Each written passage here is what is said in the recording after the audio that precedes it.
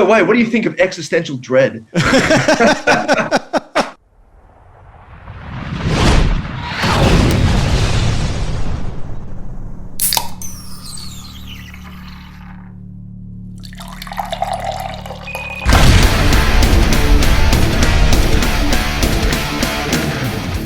Hello everyone and welcome to the Drinks with Johnny show.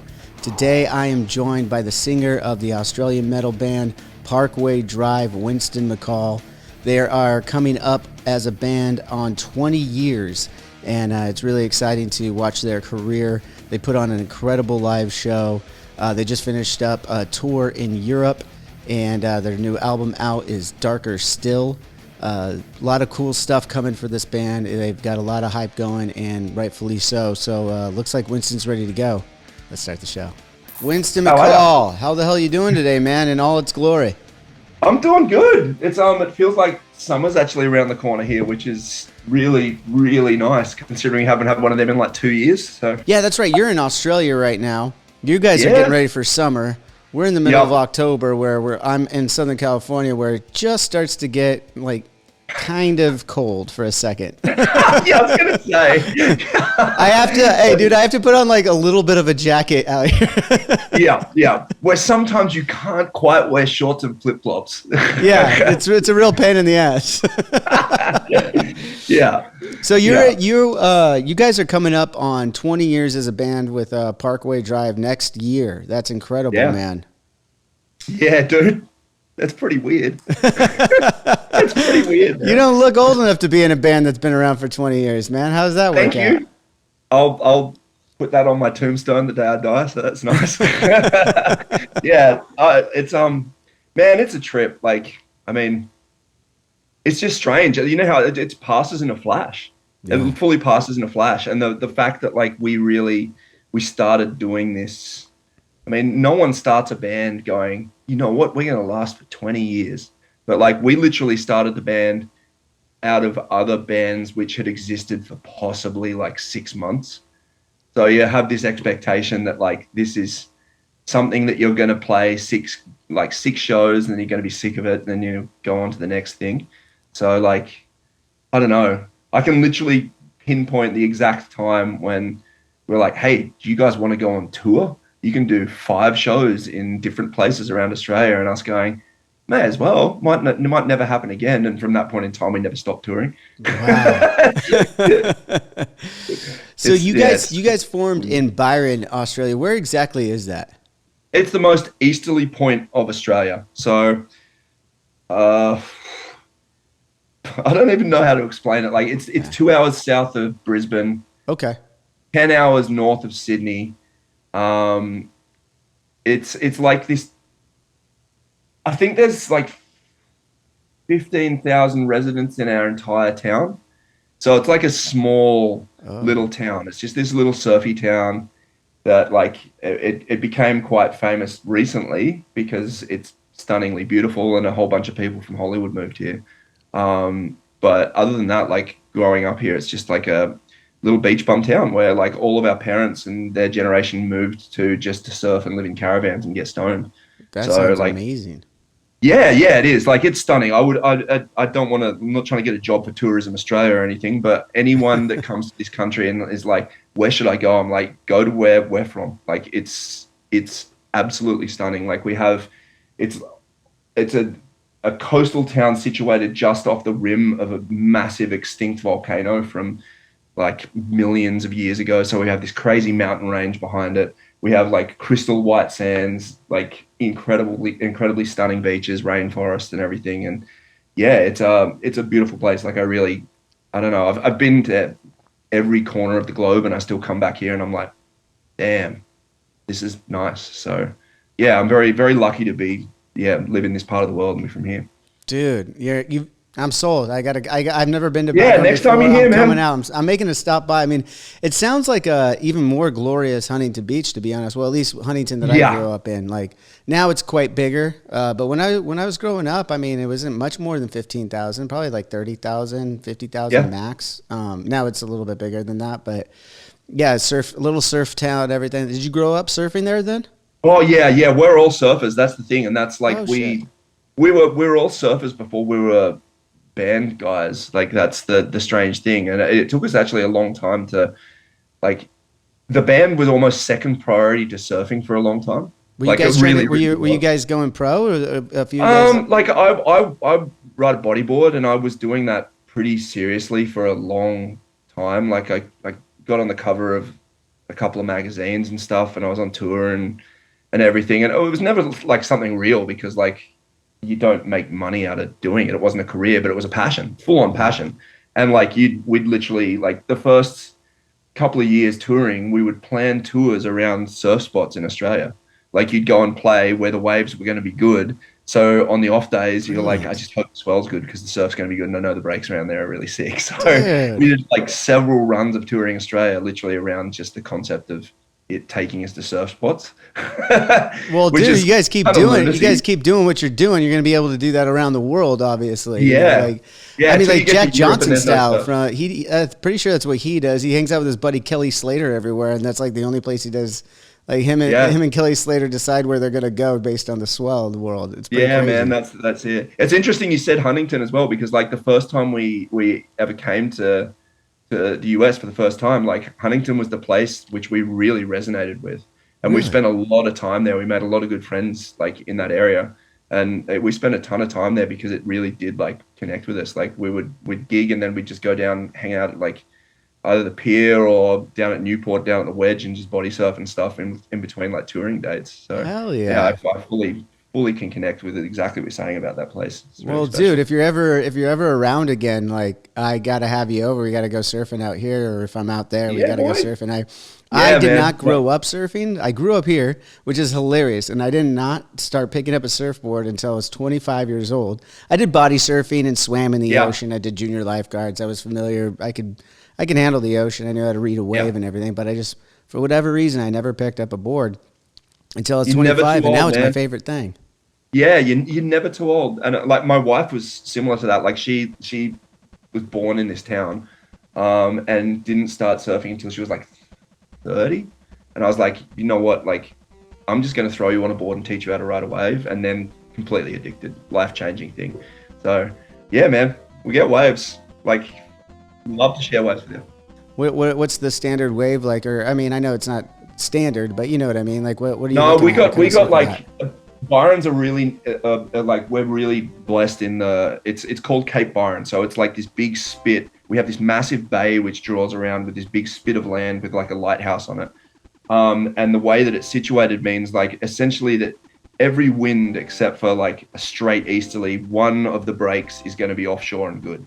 And we have like two really long point breaks Wow. in the middle of town. Like if you get a good swell and a good ride there, you can literally ride that wave for like a mile and a half. which No. is- yeah, dude. It's like when it's good, it's ridiculously good, like really good. And then like that's the protected side, so that doesn't work all the time. But if you ride like a Malibu or something like that, you can get waves there most days of the year. And then the wind will swing in the middle of the day, and the other side of the cape will go offshore, and that's just like wedgy, punchy, like heavy beach breaks. So you get 2 offshore breaks on a regular Yeah. basis? Oh yeah. It's Dude. offshore.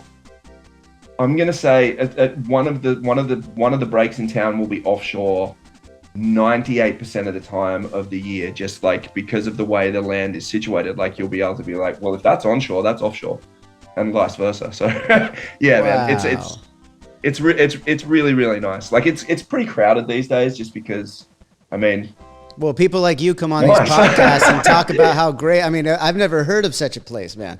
yeah, And I'm just it's like- noticing the surfboard behind you now, too. Yeah. Yeah. So yeah, that's what it is, and like it's nice, and you kind of take it for granted when you're a kid until you go other places and you're like, fuck, man, like that doesn't get good here as often as I'm used to. That's so funny, man. Like I'm glad that you touched upon that though. Like you have traveled for 20 years everywhere in the globe, and I found it funny. I'm glad you brought it up because there's not too many guys in bands and stuff or different walks in life that I've had on the show and I talked to that are still living in their hometowns after they've traveled around.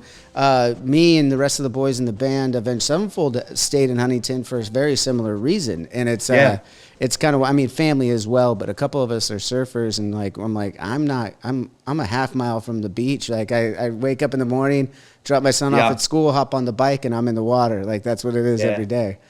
Yeah, that's it. I think especially when you have like a connection to something outside of like of just music, like the transient nature of music and like that nomadic lifestyle and just chasing like I guess that industry, and you have something like a real strong hometown connection, or especially with surf. Like my life's been dictated by where you're going to go based on surf or where you're going to live based on surf. It's that thing, and it has just kept me here. Like it's a really beautiful place as well. Dude, so you'll see next time you're out, man. Next time you're out. Oh, absolutely. Next album, drop it. Australian tour, come to Byron. I'm making sure that happens, dude. I love traveling in Australia. We don't get to do it enough, to be honest. But every time we're out there and do an Australian tour, like the big day out stuff, where it's like flying to those different festival dates. I think that was the last time we were out. Actually, it was many years ago now, but man, ages ago, huh? Yeah, it was so many years ago, and we were. And I had such a blast. I was like, dude, we got to get back. Taking those Qantas flights into all those different cities, and there's like a day off. We'll get out on the harbor in Sydney, or you said you're about 2 miles, or I'm sorry, 2 hours south of Brisbane. Yeah. Go and see the koalas at Brisbane or something like that. Yeah, we did all that shit. It was, I absolutely. It's funny because every time I go to Australia, like the 3 times that I've been, it really feels like Southern California with like a European twist. It's just kind of like it's just a beautiful place, man. It's one of the other places that I could see myself living, but I don't get out there enough, you know? Yeah, it's the isolation's a hard thing to deal with. Like it's a hard thing being in a band. Like it's a bit easier now, but like starting out, like getting out of Australia for us was like literally the isolation was the hardest thing, because it's like simply coming down to like how far and how much it costs to get out of Australia to the States or to Europe. Man, it's a challenge. I'll tell you, Winston, it's the same way getting in. It costs a lot of money to get into. Yeah, man. But those flights are brutal. Yeah. Well, I mean, it is, and it is also funny. The first time I was like, so we're getting a bus, right? Like we'll go, like it's only like 6 cities, and they're like, yeah, there's no roads in between these cities. And I was like, what are you talking about? And then I learned that the safari is so fucking big and vast in that continent, dude, and country. That it's literally like it's so crazy because like you get to Melbourne or Adelaide on like the last bit of a tour, and then you're like, and now we're gonna go to Perth, and you catch a flight, and that flight's like it's still like 4 hours, or you could drive for 3 days across the desert. And not see anything, and literally do a 3-day drive across just desert. It's big. It's like, I think people underestimate like the fact it's pretty much like the size of North America, but with 5 cities instead of 500. Right. Yeah. No. Like, how would we? I mean, I didn't know until I started traveling there. Like, there's no way of like. I mean, you just even on a map, it doesn't look like you're like it's pretty big, doesn't. But it's like no, dude, it's vast. It's just vast. It's big. It's vast. Yeah. It's a very interesting place. So what was it? You mentioned how it was difficult getting out of that isolation. Obviously, you guys being around for 20 years, you just finished up a successful tour in Europe, I know. We'll get to your live show in a minute because I'm a big fan of what you guys do.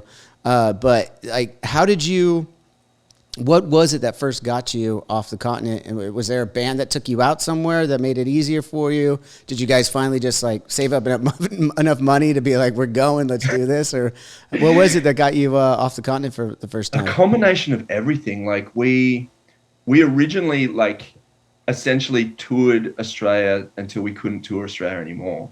Like when we were starting out, it would have like, between 2003 and 2005, we just constantly toured Australia, and we watched like our scene go from maximum like 300 people at a show to like I think the shows that we did at the end of it was like there was like 1,200 people, and that was the biggest headlining show that anyone had ever seen of an Australian band in our country. So it wasn't massive, but we played everywhere, and we're like, if we keep playing, people are going to get sick of it. So why don't we try and go overseas? And we had a few connections, like we'd taken Himsa out on tour over in Australia, and they were like, "We'll get you some gigs if you come over, and we'll do a Himsa? run around California." Yeah, Himsa. I haven't heard. Oh, we did shows with them way back when. Like, Yeah, yeah, man. they were a Blast from the great fucking past. band. Yeah, yeah. So those guys, like, we hooked up with like we toured with Bleeding Through over here. So like we stayed with Bleeding Through. Brandon Chipetti's like one of our good Yeah, friends, man. Yeah, it's yeah. There you funny. go, man. Like that's Small it. world. Like love those guys, like and girls. But yeah, it's they helped us out when we got to the States, and we managed to piece together a tour in the UK with like a small Welsh band to get us there. And basically, what we did was like borrow money off my parents to buy around the world tickets because like we couldn't afford to like continent hop. So we're just like we're going away for 6 months, and we're just going to try and do gigs. Like we out of 6 months, we had possibly 20 dates lined up across everywhere else in the world, and the rest of it was like just try and figure it out. Like I guess when we came from nothing here in terms of no prospects, you kind of have to make your own way in the first place. We're like, well, if we've done it in Australia, let's just try and do it everywhere else, and that's the way we rolled with it. Really, it was a very interesting way to approach it because like we touched down in the UK for the first time, and essentially we went on tour for like 2.5 weeks, and then after that we're like, now what do we do? now what do you do? You're on the other What side did of you the do? world. Were you able to come back with those round ticket flights, or did you have to find a place to Yeah, go well, hang?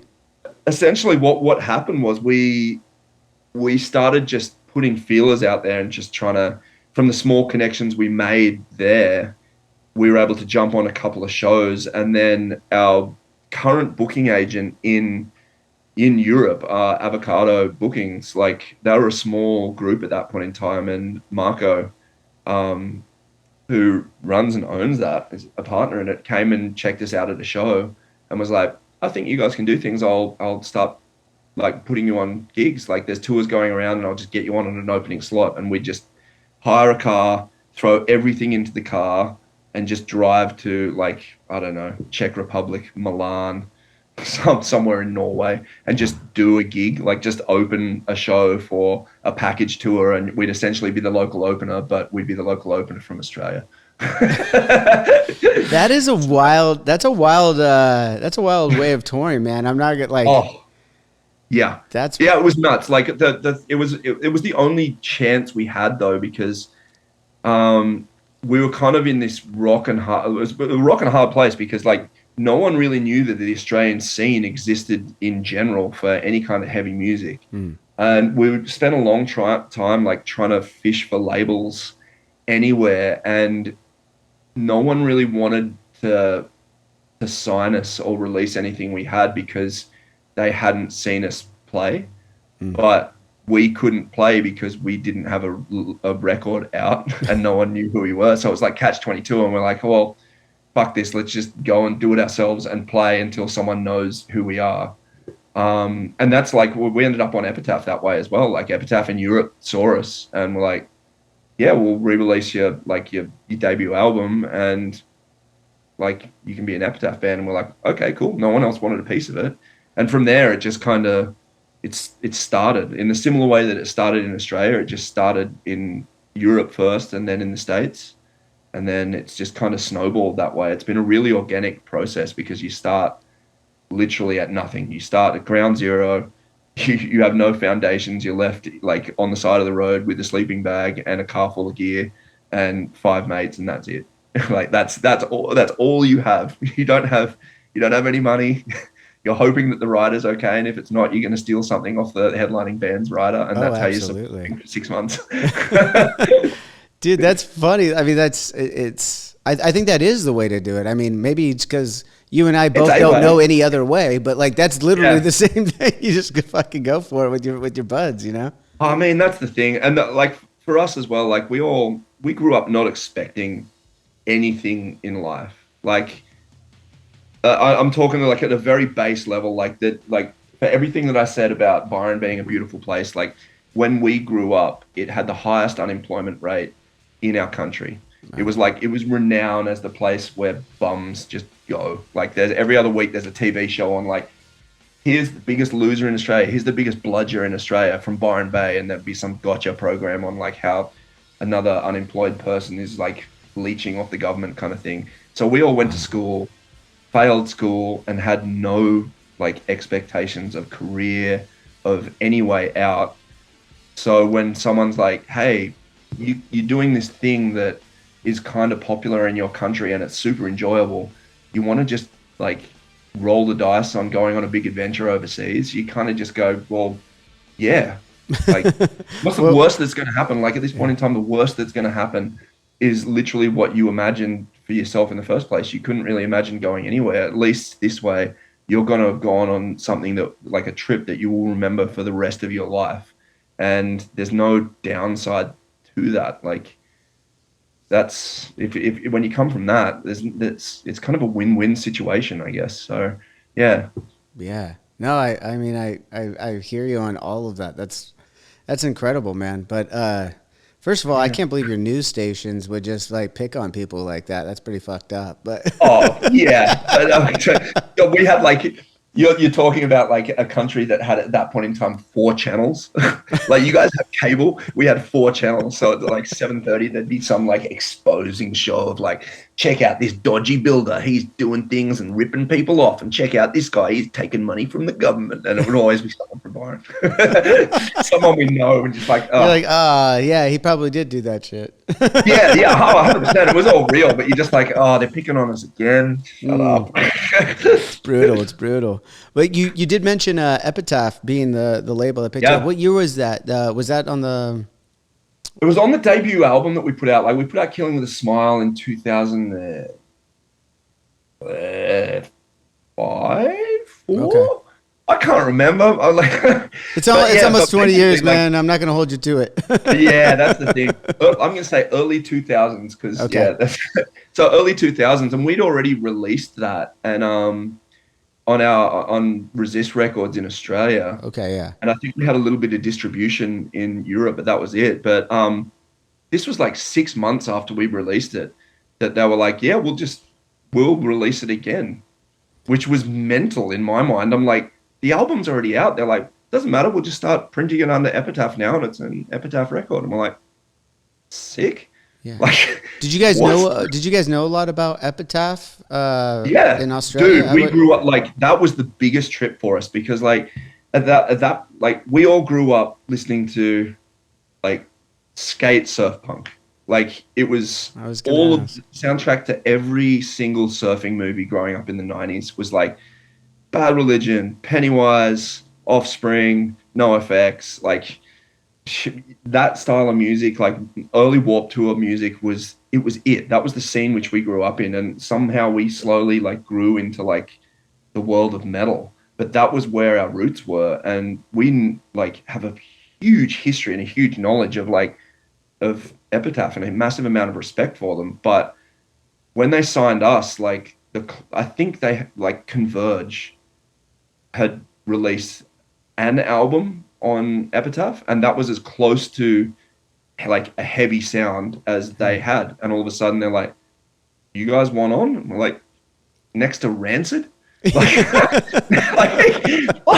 Like, well, we're not going to say no because like it's that was the last label which I would have expected to take interest in our band, just because there was no history of it previously. But like, fuck, man, that was a ballsy move on their behalf, and they've backed us so hard.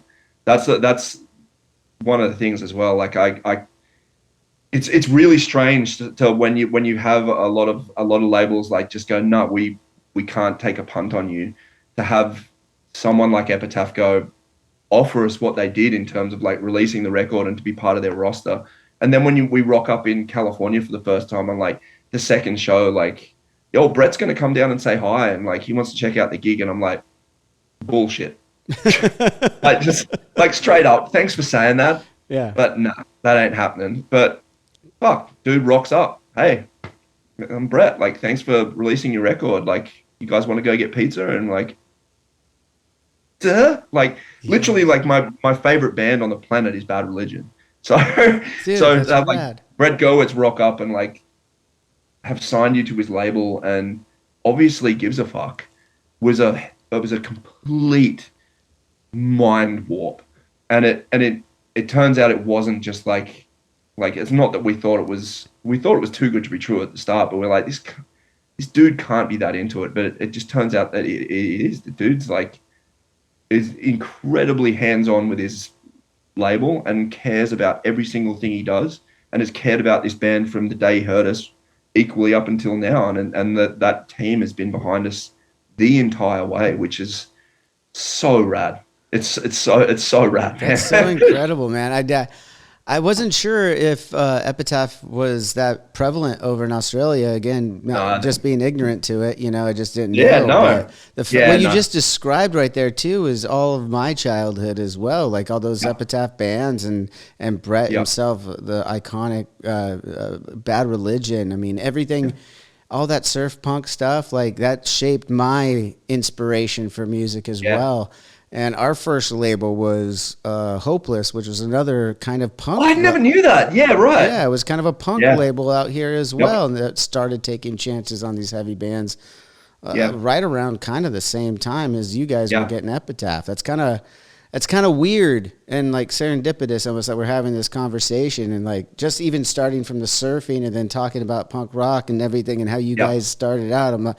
I'm seeing a lot of similarities and I'm like, Yeah. how have we? I mean, we've played a couple festivals that you guys have been on. I too, think we've played possibly 3 festivals together in the history of us crossing over. Yeah. And there was one back on like your Nightmare cycle, I think, and then I think everything the other ones were post stage, and that's kind of it. Yeah. But I'm like I don't know other how than we that- haven't like just like backstage like ran into each other and became fast Well, friends. that's mainly 'cause we're I'm Plymouth. feeling it right now. I'm like, dude, like this Oh guy yeah, is- 100%. This is But- this is but amazing.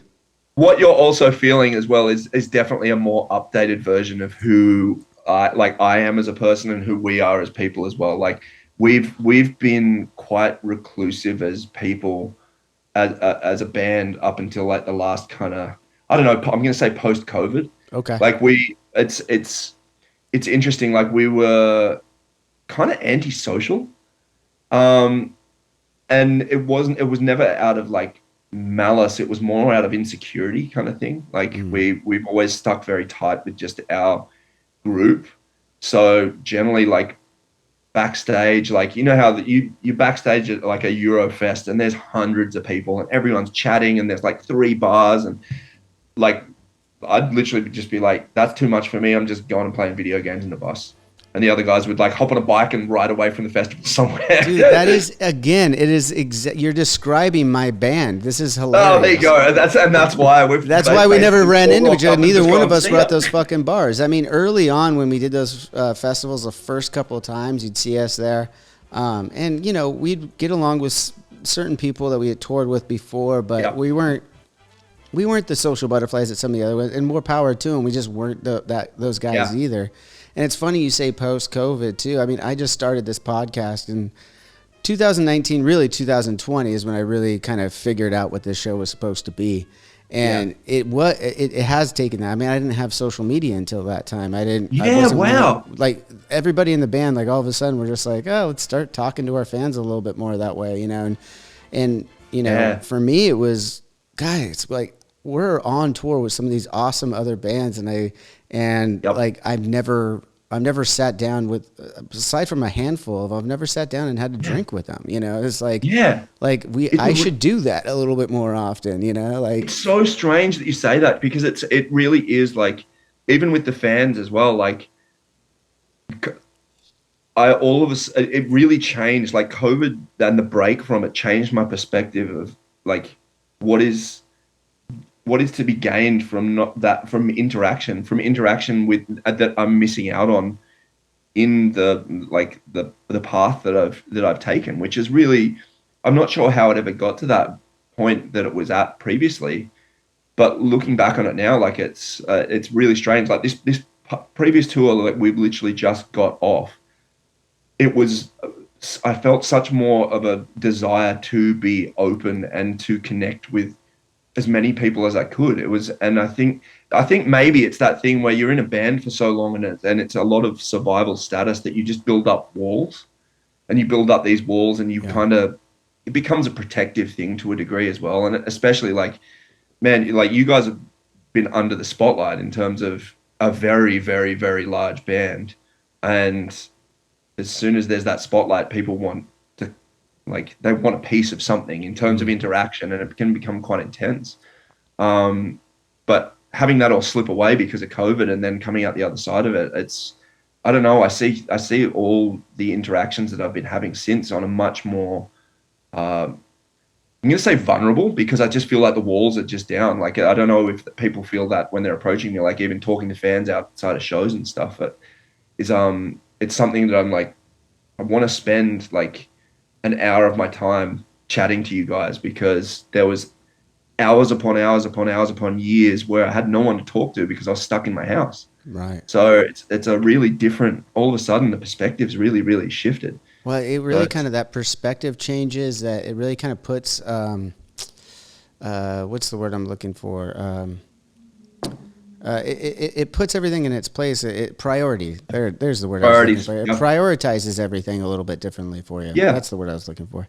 But yeah, it's kind of, I feel you on that. It just so happened I had a kid at the same time too. And like, so it really, like, everything over the last 4 or 5 years has dramatically shifted in my life. Yeah. Like, I would never thought I would be doing a podcast. To your point, like, walls are up, man. I'm laser focused on the band.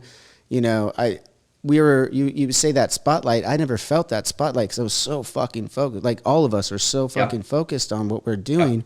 Yeah. Like, people would ask, like, oh, isn't it cool that you've done this and this? And I'm like, dude, I never even thought of it. And then, like, since I've been home, like, all of a sudden I've been, like, really introspective and looking back at things and been like, dude, I'm not even 40 years old yet. I mean, I know I look worse. Fuck you guys. But like, you know, but like, we have done a lot. It's fucking cool. Like, why don't we have fun with this? So you guys have done a lot. Like, why are we like so like fucking serious all the time? Let's enjoy the fruits of our labor a little bit after something like 20 years, you know, like that's an accomplishment. You guys haven't gigged post-COVID yet, have you? Oh, no. We were the trendsetters, my friend. We stopped touring before COVID even took people. Yeah. Yeah. See, here's the interesting thing. I wonder how you're going to feel on stage coming back with all of this, because the thing that I noticed on this previous tour was the amount of joy and connection with, like, not just the audience, but with the band, and the connection to the music was completely different from anything I'd felt previously. And it was exactly what you said about like prioritizing and prioritizing the fun of what we're actually doing, and sitting back and just going, like, no matter what way you look at this is nuts and this is fucking rad. Pyro's going off, holy shit, that's fucking cool. Like, rather than going, got to be here, got to do this thing right, like just going, this is fun, I'm gonna dance, I'm gonna sing, this is rad. Yeah, like, this is what I get to do for a living right now. Yeah, man. That's it. Yeah, it's a bunch of, it's me and my mates doing this insane thing, which is highly enjoyable. And like, at the end of the day, like, that would be enough without everything else that comes with it. And it's when it really hits, like, it just really hit me on such a deep level. And the same with the rest of the guys in the band. Like, we used to just have our heads down and go. Yeah. Like, that's exactly what you said about that focus. Like, we're exactly the same with it. And it was the first time it was the first tour where we pulled our heads up and we're like, just stop. Like, before we were going on stage, we're like, just take time to let this shit sink in while you're on stage, because you should. Like, that's what you're doing it for. You're not doing it to get past it. You're doing it for that moment. Live in the moment. And when you do that, like, the power of what's actually happening at that point in time is like, it's really staggering. Like, it knocks you on your ass how awesome it actually is. It's seriously, Winston, it's warming my heart to hear you say that, because I haven't experienced it yet. Philosophically, I've run it through my mind a million times, right? But as we start to get closer and closer, and things are getting more exciting in my camp. But yeah, like that's what because I can feel it just from my memory. I could go like, oh wow, like I do, but I can't put myself in that position quite yet. Yeah. But just hearing you say it and being up with that was the other point I wanted to get back to. What you just said is being with your friends. Like that is like, oh God, that is the blessing, because money, success, all that shit is fucking, it's great. And we're not complaining, everyone at home, but like, it's wonderful. It's wonderful, but it's not the priority. You know, the priority is the fun and being able to do something with your mates. Like you said, like your band, you guys obviously all came from Byron. Even if you guys weren't friends, you knew each other. There's only 15,000 people there. How close were you before you put together? Oh no, we knew, we were friends. Like Luke and I, like our guitarist and manager, like we were in grade 7 together. So that was when I first met him.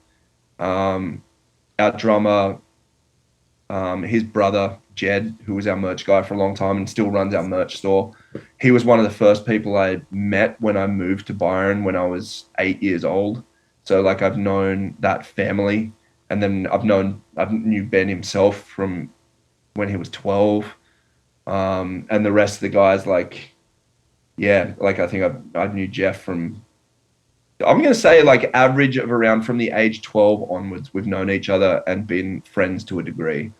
So that's a lot of shared history. A lot of shared history. Dude, again, there's so much similarities. Like it's really mind-boggling to me right now. Because I don't know the history of the band, you know, and I'm learning so much right now. Like, isn't that, I got to ask you as another one that like would know what this feels like. Isn't it weird to look at your friends that you've known from the same town since you were 12 years old or younger, whatever the case may be, and you're sharing the stage with them, knowing that for a moment you don't think about yourself. You're like looking, or hopefully for more than a moment sometimes. Yeah. But you know, you're out there and you're like, you look over and you're like, I remember playing at fucking school with this guy. Oh yeah. And I'm like, how did this happen? You know what I mean? Yeah, like, dude. That's such a weird thing. Like I don't think a lot of people.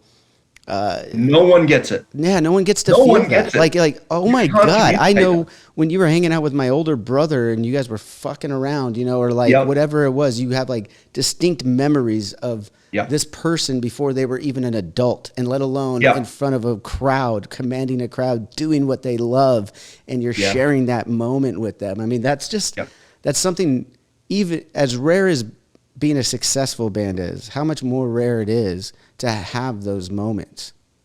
Yeah, it's really strange because like I never really considered that to be a crazy unique thing, but it does get brought up a lot in terms of like, you've had a stable lineup for this long, and I'm like, yeah, because we're mates. Like, isn't that what everyone does? Just have a band with your mates. I don't think I would do it if it wasn't with these guys. Nothing different. But yeah, that's the thing about like the time tunnel of being in a band as well, is like I have a very, very good long-term memory. So I do remember so much. Like it's very rare that I can go to a venue that I've played before and not have a distinct memory of the show itself.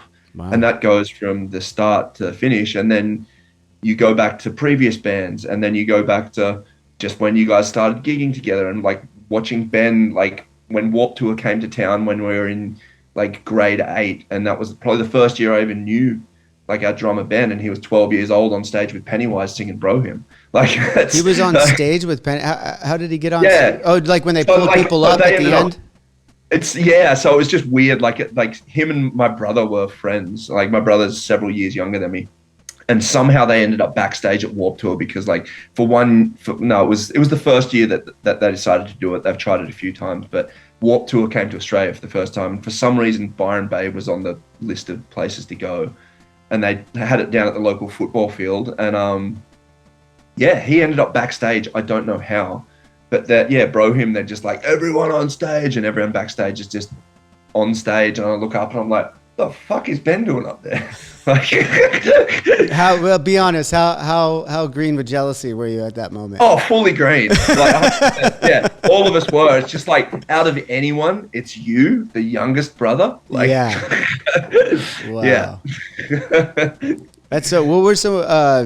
I'm not familiar with that Warped Tour that made it out to Australia. Obviously, Pennywise was there. What was some of the other bigger dude, acts you were excited to see there? It was Pennywise. It was Blink 182 Nice. on Dude Ranch. So like, wow, was Travis drumming at no, the time? Travis wasn't even in the band yet. He wasn't. Yeah, 'cause So, I know that he started like on the end of that cycle, right? Because by the time they went into the next record, he was fully in the band, right? yeah, he was out. It was before. I'm pretty sure it was before Travis was in the band. If he was, no one knew who the fuck Travis Barker was at that point in time. No, he was the guy who just came from the Aquabats, dude. Just the guy at the back. So yeah. Fuck, who else was on that thing? I think like Unwritten Law were on it. Mighty Bosstones. Nice. I think there's a bunch of Australian bands like Game Over were on it, and Living End. A bunch of like, it was basically for a town that literally had 0 gigs up until that point in time. You all of a sudden have that lineup coming to town. Like at that point in time, we thought it was the biggest event in history. And I look back at photos now and I'm like, there was maximum 2,000 people at that gig. On an entire football field. There was possibly 2,000 people at that entire show. They made it feel great. That's 100%, dude. Formative shit. Yeah. Well, real quick before we move back on to your guys' music, I want to. You saw Blink on Dude Ranch. We were just talking about. Yeah, dude. The announcement just happened yesterday. Yeah. That they're the original 3 are getting back to 3. Yeah. Well, basically the original 3. Yep. I don't even. I apologize, sir. I don't remember the original drummer's name. But like let's call Mr. that Ranch, the original. I'm sorry. Yeah. I love Dude Ranch. Don't get me wrong. That was the first record I loved. But it's really Travis. Anyways. Yeah. So what are your thoughts on them getting back together? Did you have any? I mean, it's really nice. Like for me, like they've got hits coming out of their ears. Right. But at the same point in time, like I'm like, I have my Blink memories, and I'm really stoked with that. But it makes me stoked considering how much that band's been through. Yes. To see them be able to do it again, that's just really cool. Like from a human perspective, I'm like, awesome. Do I need Blink to pump out another record and me go, yep, they can write songs? Not necessarily. Is the show's going to be good? Probably going to be sick. Really hope that I get to see them.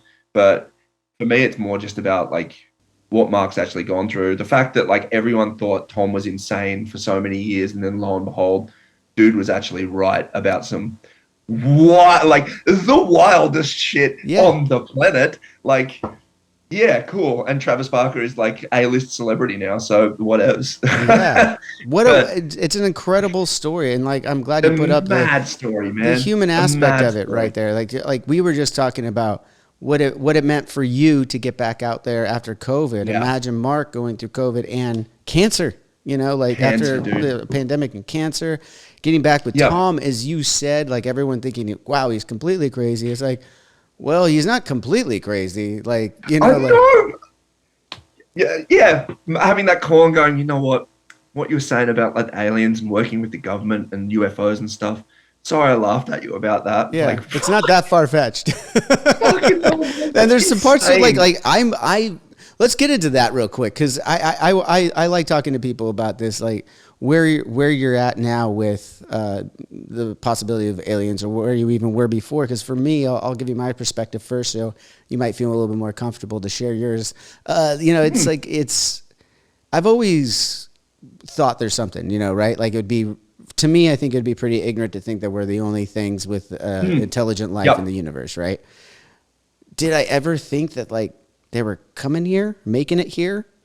I don't know. I believe in infinite possibilities, but why wouldn't they make themselves known? All those kind of things. And then it's like, well, maybe they kind of did. Maybe it's kind of like we're really dumb in comparison, and it's kind of like when we pull a fish out of the water and we're like, where the fuck are we? Like a fish like doesn't know what, like it just got pulled out of its entire universe and has no idea what the hell's going on. Is that the gap between us and this other intelligent life? Like, I don't know. So here's the question. It's really interesting. I also wonder that, because obviously like there's some kind of technology that we can actually see now, like however dodgy the footage is, you're like, there's obviously some kind of technology that we're not privy to being able to be used. Or like, realistically, did someone figure out like how to screw with the space-time continuum, and it's just very far future Yes, versions you, of themselves Winston. just Thank coming you, on back Winston. around. I've been saying this for a little bit now, dude. I think that that's what Yeah, it is. Like, if time travel is possible and time is just a construct, as we're yeah. learning, as we learn more stuff about time and everything, Mm. then isn't it feasible that someone's figured it out? And if it's not linear, that means it's on a loop and someone's looping around over there. Like, is that? Yeah, man. Like it's really interesting because I mean this is me regurgitating some high science Well, yes, that of I course. literally Let's put a disclaimer. Neither one of us really know that much of what the fuck we're talking no, about. but both of us know how to But play music. Yeah, but it's interesting. I was literally listening to a show on the radio like a couple of days ago, and it was um I can't remember his field, but he was pitching the exact opposite of like, you know what, like it being ignorant to think that like that out of all of the universe that we're the only ones. He was like, well, actually, like if you trace back the way that cells divide and the way that cellular structure is made up, essentially the way that like we can trace back the cellular divides in all living things on the entire planet to a time where one cell happened to be able to slip into another cell and then divide within it. And for that to happen and for that cell to divide and not be eaten by the other cell or be broken down and still get all its nutrients is insane. Like the right. possibilities of that happening again is massive. Absolutely, like it's 1 trillions upon trillions kind of thing. Well, that is good. And that is That the does go difference into between entropy. That does go into entropy, which is a word I just yeah, finally. I knew it from Bad Religion, but I didn't know what the word meant. yeah, yeah. So it's the difference between intelligent life going on and evolving, and Mhm. everything just staying at an or as the state of it just being a little microorganism. So his thing that he was pitching was like, yeah, there's probably a lot of life in the universe in terms of microorganisms going around, but the fact that our entire planet can all be traced back to like a single like freak event of this kind of thing wouldn't surprise me if there's not. There's just a whole bunch of like weird funguses that live like billions of light years away and all of that kind of stuff. You So know, who knows, man? Who mathematically, knows? when you learn a little bit about entropy and how and like how the what you just described. I mean, again, I'm not.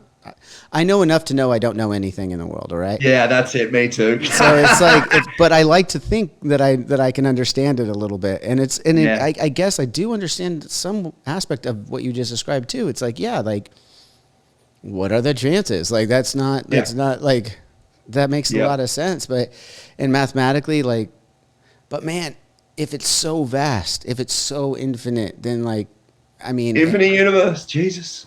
Yeah. it's mind boggling.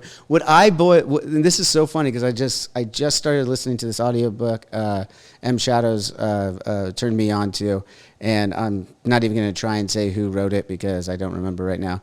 But I'm only on like chapter 4, and that was weird that I picked that chapter. But you know, at any rate, I'm listening through it because I was talking to him and I was like, dude, I'm kind of at a loss right now. Like I thought I knew stuff. Now I don't. Like I just like I've done some DMT. My ego's been stripped. Like I'm like fucking I'm just Yeah, going through this different time in my life right now, and I'm like, if I believe this way in science and everything, and I very much do, or believe or think it's correct, then when it's gone, it's all like it's just gone. Like I mean, maybe at least your consciousness, maybe our energies keep going or whatever, but this consciousness, my perspective is gone in my yeah, estimation. yeah, If it's not, great, but I mean, like that's what I imagine has happened. So yeah. what is the point? And then I start thinking, well, I'm thinking too much. Blah blah blah. I got to get it out. And I'm like, dude, it all boils down to this for me though. And it's a long story long is here. Sorry to go on a long Stories are pitch great. here, Love them. Winston. But even having a conversation with someone like you, like neither one of us know anything, and that's Yep, not a knock, you know. Like there's no yep, possible way that we could possibly know for sure nope. anything, and I mean that. Anything. Even the smartest people of our time or yesteryear's time, maybe even the future time, they do not know shit for sure because there is Yep. no way of us knowing that because of the hilarity of how this all came to be. Why, and to your point right there, that or that guy on the radio you were listening to, why is there something instead of nothing? Yes. That is that's a crazy concept. It sounds stupid as a sentence, but if you really think about it, it's like, why is there something instead of nothing? There should be nothing. Yeah. Well, what shapes it? Like, is it simply our perception and literally the frame in which we are able to perceive what is something and what is nothing in the first place? That's it. Like, essentially everything that we take as any kind of truth is still limited by our ability to perceive it. So, and when you take that in, you're just like, oh shit. It's too heavy, but the only solace I find in it is knowing. The one thing I know is that we're all in it together and nobody knows for sure. So let's not fuck with hey buddies, let's just not fuck with each other about it. Like, there's enough suffering. Everybody has the same thoughts. They're not completely sure. No matter how much they think they're sure, they are not sure. Even the smartest people. Intelligence is often blinded by confidence, I find. Yeah. A professor teaching everything that he knows, quote unquote, in 2 years might be told that was everything he was so confident he knew was just figured out to be incorrect. But that confidence, everyone's going to listen to him and call him smart, right? Sorry, go ahead. No, I'm just saying, like absolutes take away fear. Like, that's the thing. And the concept of an absolute removes the fear of the unknown. And the fear of the unknown is obviously what really terrifies us, because like the unknown is very big. And the more that we go through life and the more that we discover about the universe, it doesn't get smaller, it gets bigger, and it gets filled with more unknown. Yeah. So you try and take away a little bit of that fear by trying to put some kind of absolute on it of like, this is what I know. I know this fact, and I know this fact, and I can weigh my anchor on that to hold me in this place at life, which will give me some comfort that I'm not just going to drift up into the fucking void of my mind. So, yeah. At the end of the day, no, I'm glad we went into this though, because at the end of the day, it brings me to where I've gotten at this point in my life, and I've got a long way to go, but at least at this point, I'm like, dude, everybody's suffering and doesn't know what's going on. Yeah. Why do this guy's trying to make the same climb on the mountain. Why am I going to say, here's another rock? Why am I giving this guy another fucking rock? He's battling the same shit I am. Like, what? Like, in a macro perspective, of course, everybody goes through different walks of life. Take it easy on the comments. But like at the end of the day, when we look at it at a macro perspective, we're all in this together. Like, it's crazy. Yeah, it is. It is. And it's, I mean, that's the existence that we live. That's the thing. Like, existence is suffering to different degrees, but everyone goes through it. And it's, you fight to find the happiness together, right? 100%, man, and value it. It's what gives value to happiness as well. Right. Like, I think like the concept of just being happy all the time is that's not life as well. Like, you need the light. The light gives value to the shade, and vice versa. So, yeah. Dude, we went through a dive. We just went. We just went. By the way, what do you think of existential dread? The people at home listening and watching this did not expect that out of this conversation. I'm telling you that right now. All of that from Blink-182. Yeah, that's right. That's where this whole thing started. Thank you again, Blink-182, for shaping my life and this conversation again. Yeah. I don't know. Seriously, so rad though. Let's get back to 20 years as a band. I've watched you guys play a couple of times, and I just recently saw some clips from the European tour before you came out there. New production. I'm always a fan of the production. You guys, even years ago when I first saw you at like an awards show, you guys had the fire out, and it wasn't just the fire itself. Like, pyro is great. I love pyro, but it's done in a really cool way. Like, if it's done in a certain way, I respect it even more. And I think you guys nail it with that. The fact that there's not a lot of lighting around it. It's like, okay, this is our thing. Everything else is dark, but this is our thing. And it's like, and it looks incredible. I saw the intro that you guys were doing in Europe with the people walking up. I got to ask, did you hire those people for every show? Is it fans? Is it crew members? Who's walking out with the flames in the fucking cloaks? It's like who is it? Drum tech, um, Kane. Kane's over in Monitor World. It's crew, like it's It's crew. crew. Okay. It's crew, and it was also our string section as well. Like the girls from our string So section. they are come like, back later in the strings section. Okay. yeah, yeah. And you So we're just like, yeah.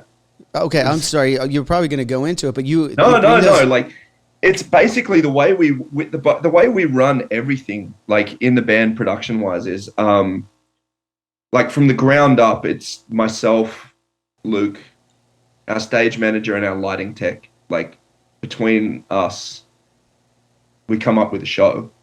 Like, and the whole thing is just it comes from my brain, like writing it like it's kind of like a movie. And from there, you basically figure out what you have and what you don't have. And in terms of like the extras on stage, we're like, we literally, before we cement any of these roles, we're like, we put the feelers out to whoever, like in our crew, we're like, yo, you guys want to walk with us? You guys want to dress up and carry some torches? And like, we're like, we only need 8. And we hit up the strings girls and they were like, fuck yeah, we're down for that. That's sick. Like that's so yeah, that's who it is. They're all part of the Parkway team, and then we have to run choreo with them and get the step timing and like the cues for when everyone walks on and all that kind of stuff. But it's yeah, that's that element to it. dude, it's very impactful. It's very cool. I love the theatrics of it, and as I said, where it's placed on the stage, how it comes in, how you guys ramp it up throughout the night. Yeah. I mean, I don't want to give away too much for those who are going to go see. You guys got another tour coming up after the holidays, yeah, we've right? got plenty. Like we don't get to do the same show everywhere that we do in every territory, just because every place is slightly different. Like we're not at a level where we can run that in the States at the moment, although we'd really love to. But yeah, that was the first, like, I think we're going to be bringing it to Australia. But yeah, it is like the way we do it it's the same way that we approach music. Like it's an extension of the album itself and where we're at. And I mean, we kind of took a turn several years ago when we got into these rooms where you rock up with your cabs and your head and your drum kit and your little scrims and banner, and you walk in and you're like, this just looks like someone threw a couple of wet towels inside of this gigantic room. And you're like, you get like, I'm only laughing, Winston, because I know the feeling, man. I know the feeling, like, and you're like, and the thing is, like, at that point in time, like, you either go, someone tell me what I can do here, or your brain goes, fuck, this is cool. What can I do here? And for me specifically, like, I was like, all right, you're playing for an hour and a half instead of 45 minutes. You have a gigantic room and a big stage. What do you want to put on that?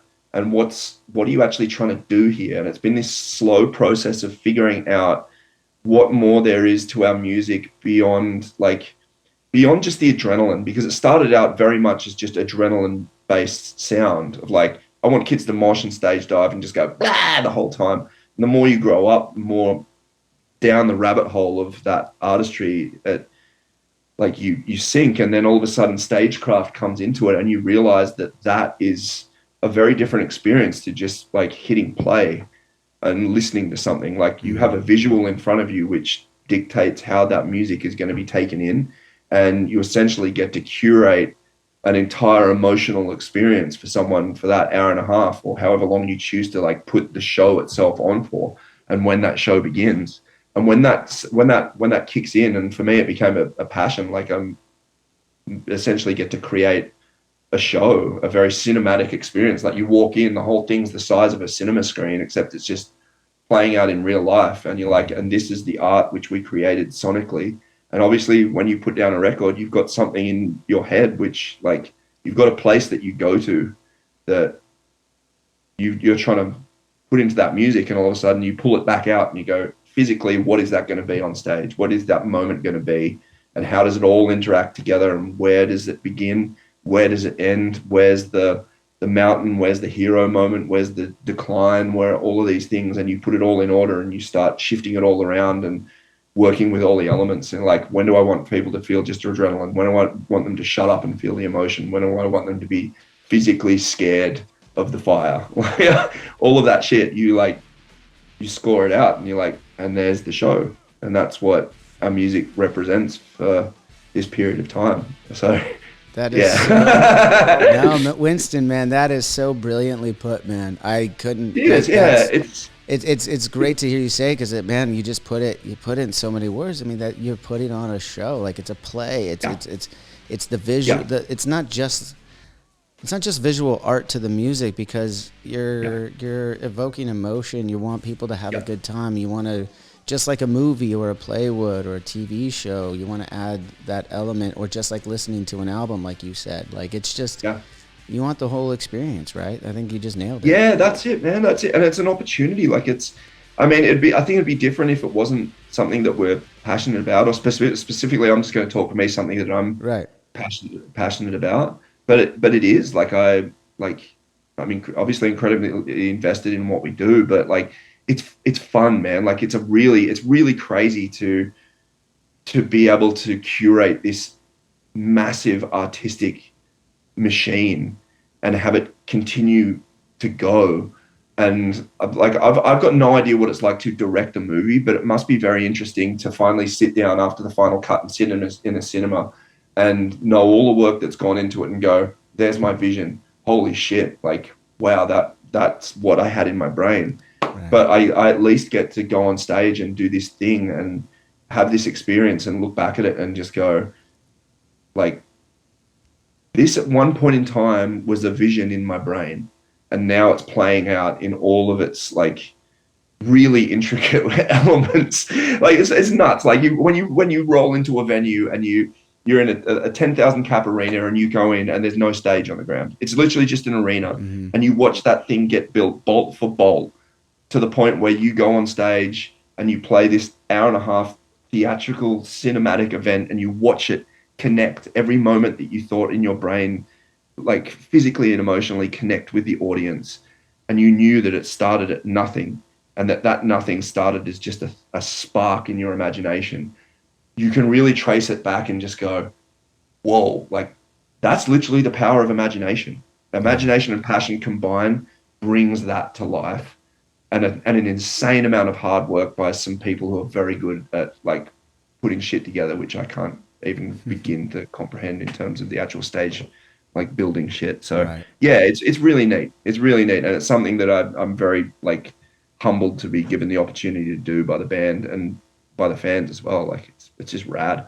Yeah, no, it is, and I just hear you talk about it. So it's so cool, man. Like the fact that you feel the way that you feel about it, and such. I mean, it comes out, like for us as fans and onlookers, you could look at it and go, Yeah, like there's thought into that. That's not just fucking let's go for it. Like there's thought and process into that, which is, yeah, for me, that's what I like too. It's what I like to see, yeah, and yeah, for various reasons, right? For this particular kind of art, like, I think you were talking a little bit in there about like, well, for you it's that, but for other people, I mean, like, look, there's other great bands and other art that just go up there with a couple of things, and they don't have that. They just fucking go out there and rock, and that works great for them too. 100%, 100%. That's the thing, and it's just knowing it's that commitment to what's right for your resonance on your interest in your music, because it's not the thing where I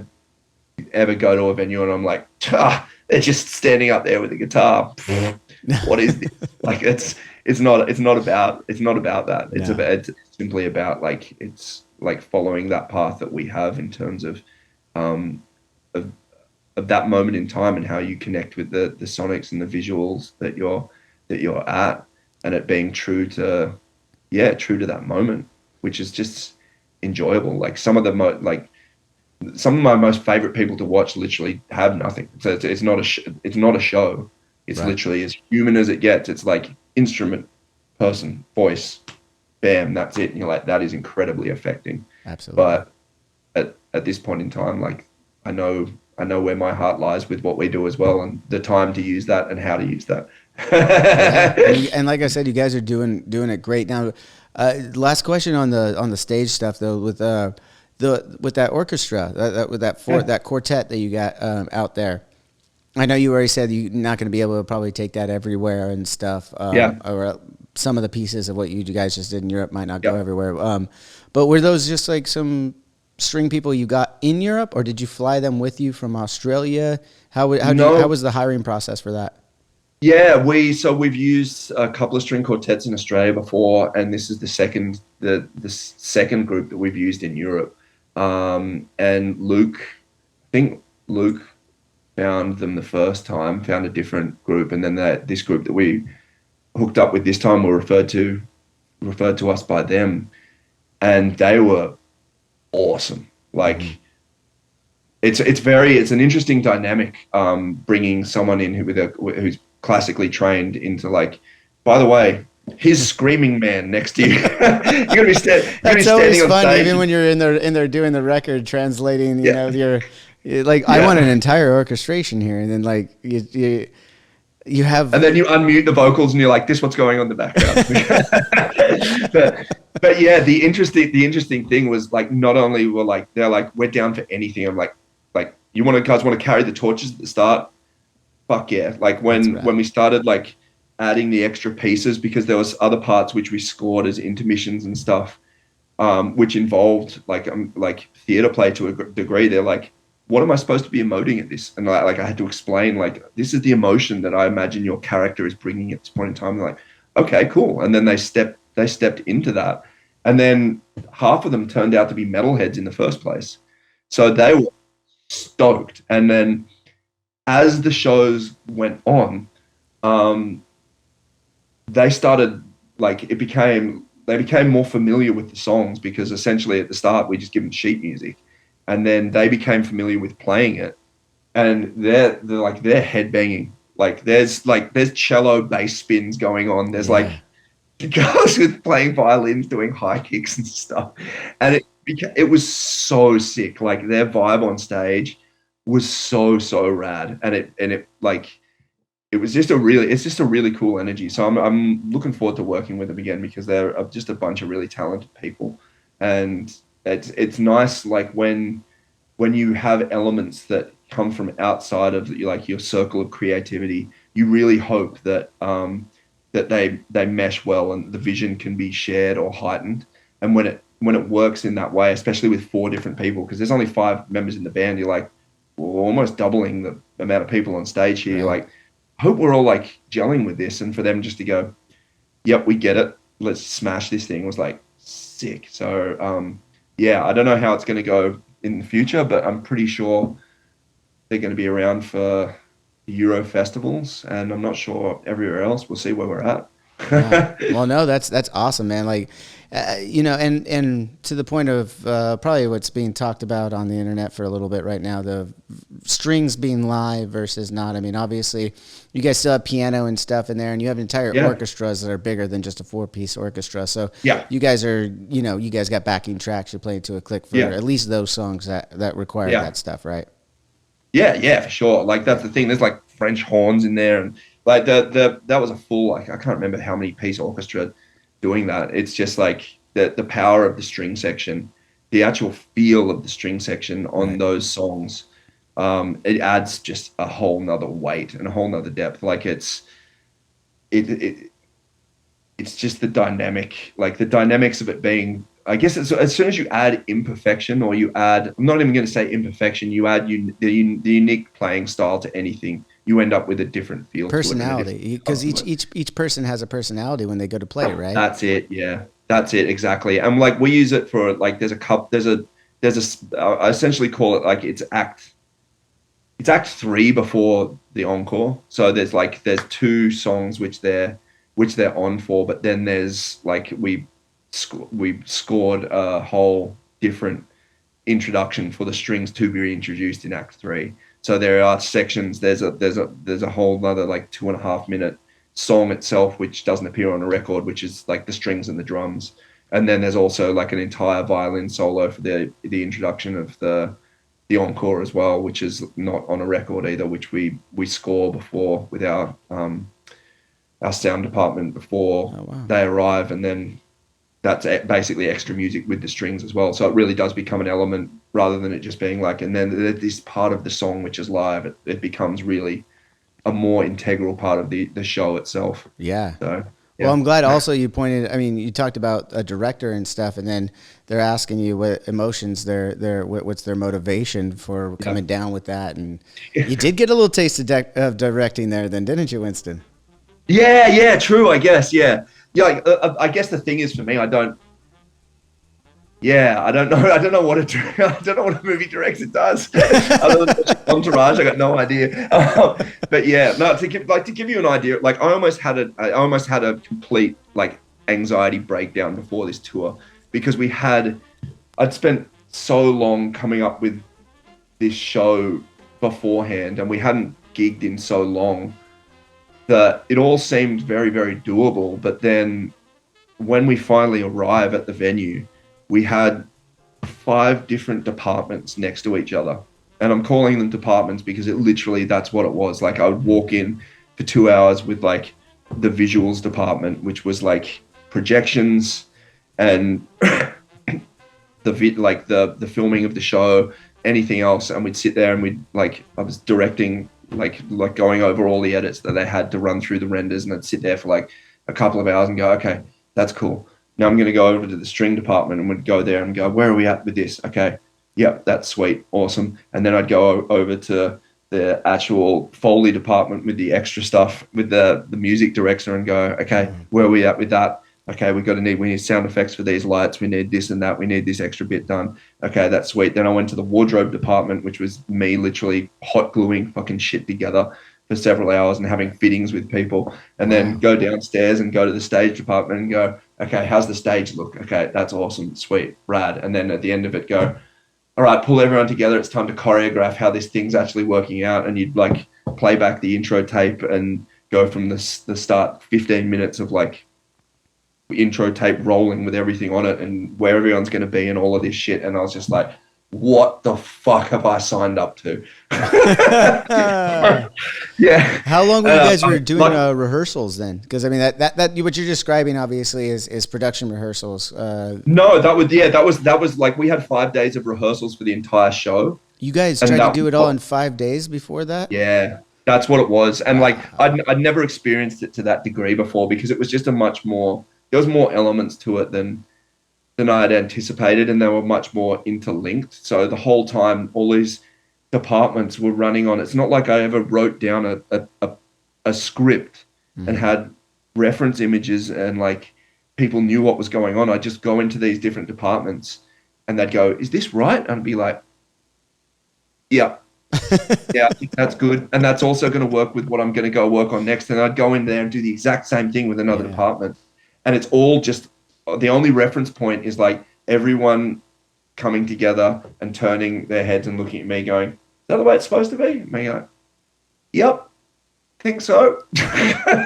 Which is a lot of pressure, man. It was like 16-hour days, like 5 days in a row. And at the end of every one of those, you're like, and now we're going to run the set. And you'd be like, okay, cool. Now I've just got to do the thing that I normally do. Everything else was like just to get me to this point. And by the end of it, I was kind of like a bit of a mess. But as soon as we played the first show and it just went off without a hitch, I was just like, rad. That's what you do all the preparation for, all that stress you put on yourself. That's it, yeah. You know, it's not the stress that comes from anywhere else. It's the stress you put on yourself that can often be that overworking load, right? That was it, man. That was it. That's the thing. And I'm lucky enough to have work with really cool people as well. Like they're all my friends. They're all people that have had the same journey and they have the same investment as well. It's not like these are not people who are just like, whatever, I've got 50 other things to do. They're like, they're people that have worked with us for years and are incredibly invested in the band, and they understand the image and that I'm trying to get across in terms of like when I'm saying I need this, they're like, okay, cool. I get what you're trying to go for and I know how to communicate with you. And when you have someone doing that rather than just going, whatever, it's a lot easier to do. It's because you can trust people basically. Yeah, and it's hard to do that sometimes when you got the vision. Oh, dude, it's hard to do that. It's very hard to do that. I'm a bit of a control freak. Well, I think it comes with the territory. You know, you've been invested in this passion for so long. I mean, and you have a vision. You want it to be the way that it is, and you know, a little bit of perfectionism, I think, is okay in this scenario. Yeah, that's it. And it didn't fully break me. It was enough to like to me to just go, this is hard work, and appreciate the fact that I'm like, wow, I can't believe I actually know this much stuff, because I wouldn't have been able to do this 10 years ago. It was one of those things where you just like, I can remember when I didn't know anything other than just rocking up with a cab and an amp, and that was cool at that point in time. But oh my God, I can't believe I can curate something like this now. Like, I can't believe I can direct it's kind of and creation. it's just learned through experience, right? I mean, Yeah, that's it it. sounds like That's it was just like completely it. experience of each time you get into a bigger room. Yeah, What are you going to do next? What are you going to do next? And it sounds that's very, it, man. That's it. yeah. I Yeah, mean, it's that's cool. awesome. Did you guys ever, on your earlier albums, did you have like backing tracks? And if so, like, I know for us, like the first times we had backing tracks with us live, we didn't have laptops. They weren't very, like, it wasn't that. So we had What the fuck were you running? We had What were ADAT machines. Do you know what an ADAT machine is? No, what the fuck is that? That like It's that, literally like a cassette, like a VHS, but I mean they're Yeah. called ADAT. It's the format Yeah. that they are for music, and we had them in a thing next to Jimmy, our drummer, and he would have to hit play Whoa. like as if he was hitting it on a VHS recorder, yeah. and Holy shit. and then that would go to the front of house. Because we didn't have laptops. I mean, it was like laptops existed obviously, but they weren't like road tested. Yeah. They weren't like the Pro Tools running things that Yeah. they are now. Like they were for like people who needed to fucking send emails and shit. Like they Oh were, my God. So we started with like a sample pad years ago, and you just have that drum pad, and you'd trigger it like with like a sample intermission or something like that. Yeah. But as soon as it like you ended up with like a synth or like a piano part or something like that, it was at that point in time it was a laptop, but at that point in time as well, it was still dodgy laptop. Like you'd hope that thing wouldn't fuck up. Like yeah. it took us a long. Sometimes you only had the one, and then like the Oh yeah. And if it you fucked learn up, the like, hard way that you need more than one because you're gonna Yeah. need backups. Like it's just oh, that's the thing. Yeah. one of them is And going to. You're gonna see the fucking. Like, everyone who owns a computer can at least understand Wheel this of part of Death. it. You're going to see that fucking umbrella spin around for at Yeah. some point during your show. You need a backup ready to go too. Yeah, you need that thing slaved up so they're both just running. But yeah, it's like most of the stuff we've always tried to even write that. Plenty of times we've had things go wrong, and you just like yank the fuck up and keep playing. Like essentially, like that's it. You still just play through, and it's still just song. That's fine. It's all just extra stuff. There's certain songs where it's like obviously like if you played something where there's massive orchestral arrangement and stuff, you get to the bridge where it's mostly orchestra and it's not there. You're like, this is kind of fucked. But I kind of feel naked out here now. This is kind of yeah, sad. that's it. You're just like, and here's 16 bars of bridge where we didn't actually like have anything on the record other than orchestra. So what do you do? Yeah. But Can you guys sing the symphony part give for us us here? give us a slow clap. But yeah, we've never hit that, which is just like Knock on wood there, man. lucky Knock on wood thing. there for that one. Yeah. But I'm touching wood really hard at this point in time. Yeah. well, I want to get to the album before I let you go here. I know you got Sure. you got a full day. I'm gonna be. Nah, going I'm here, good. but- Like just chat, man. Whatever you want. Like it's Yeah. good. Cool, perfect, Yeah. man. Well, I wanted to talk about this album too. That Darker Cool. Still. It's a Yeah. great record, man. I listened Thank I'm you. listening back. I'm hearing the front half of the record's giving me a lot of In Flames vibes that I'm listening to, and then the back half, like as soon as God's Bleed with Yeah, if God can bleed. yeah, If God Can Bleed, and then straight into Soul. What's the Soul Bleach. title there? Yeah. And Soul Bleach, yeah. Those two in particular just like come out right after each other and have this, for lack of a comparison, like a Rammstein style feel where it's like it's really 1, 2, 4 on the floor beats, just heavy as fuck, and just like I would almost dare someone to listen to those two songs back to back and just watch them and not see this start to happen at some point. You know what I mean? Like it's just like that's gonna happen on those tracks.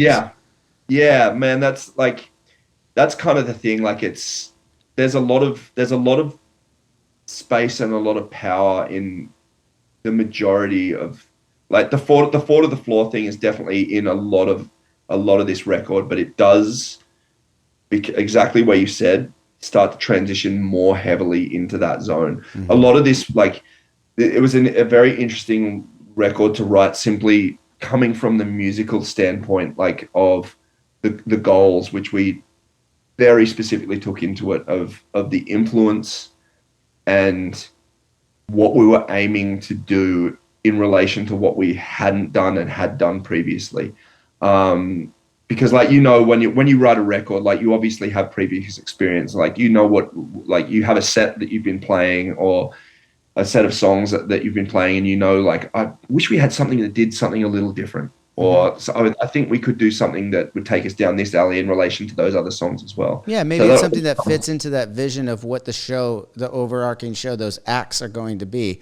Could be. It'd be great to have it. this act, have a song that fills this act. Maybe I want to do something that's going to take us down this road, which we haven't done before, and that will affect these different things in a different way that already exist. Right. So for us, like, this album was written slower than anything we've done previously, just on the whole.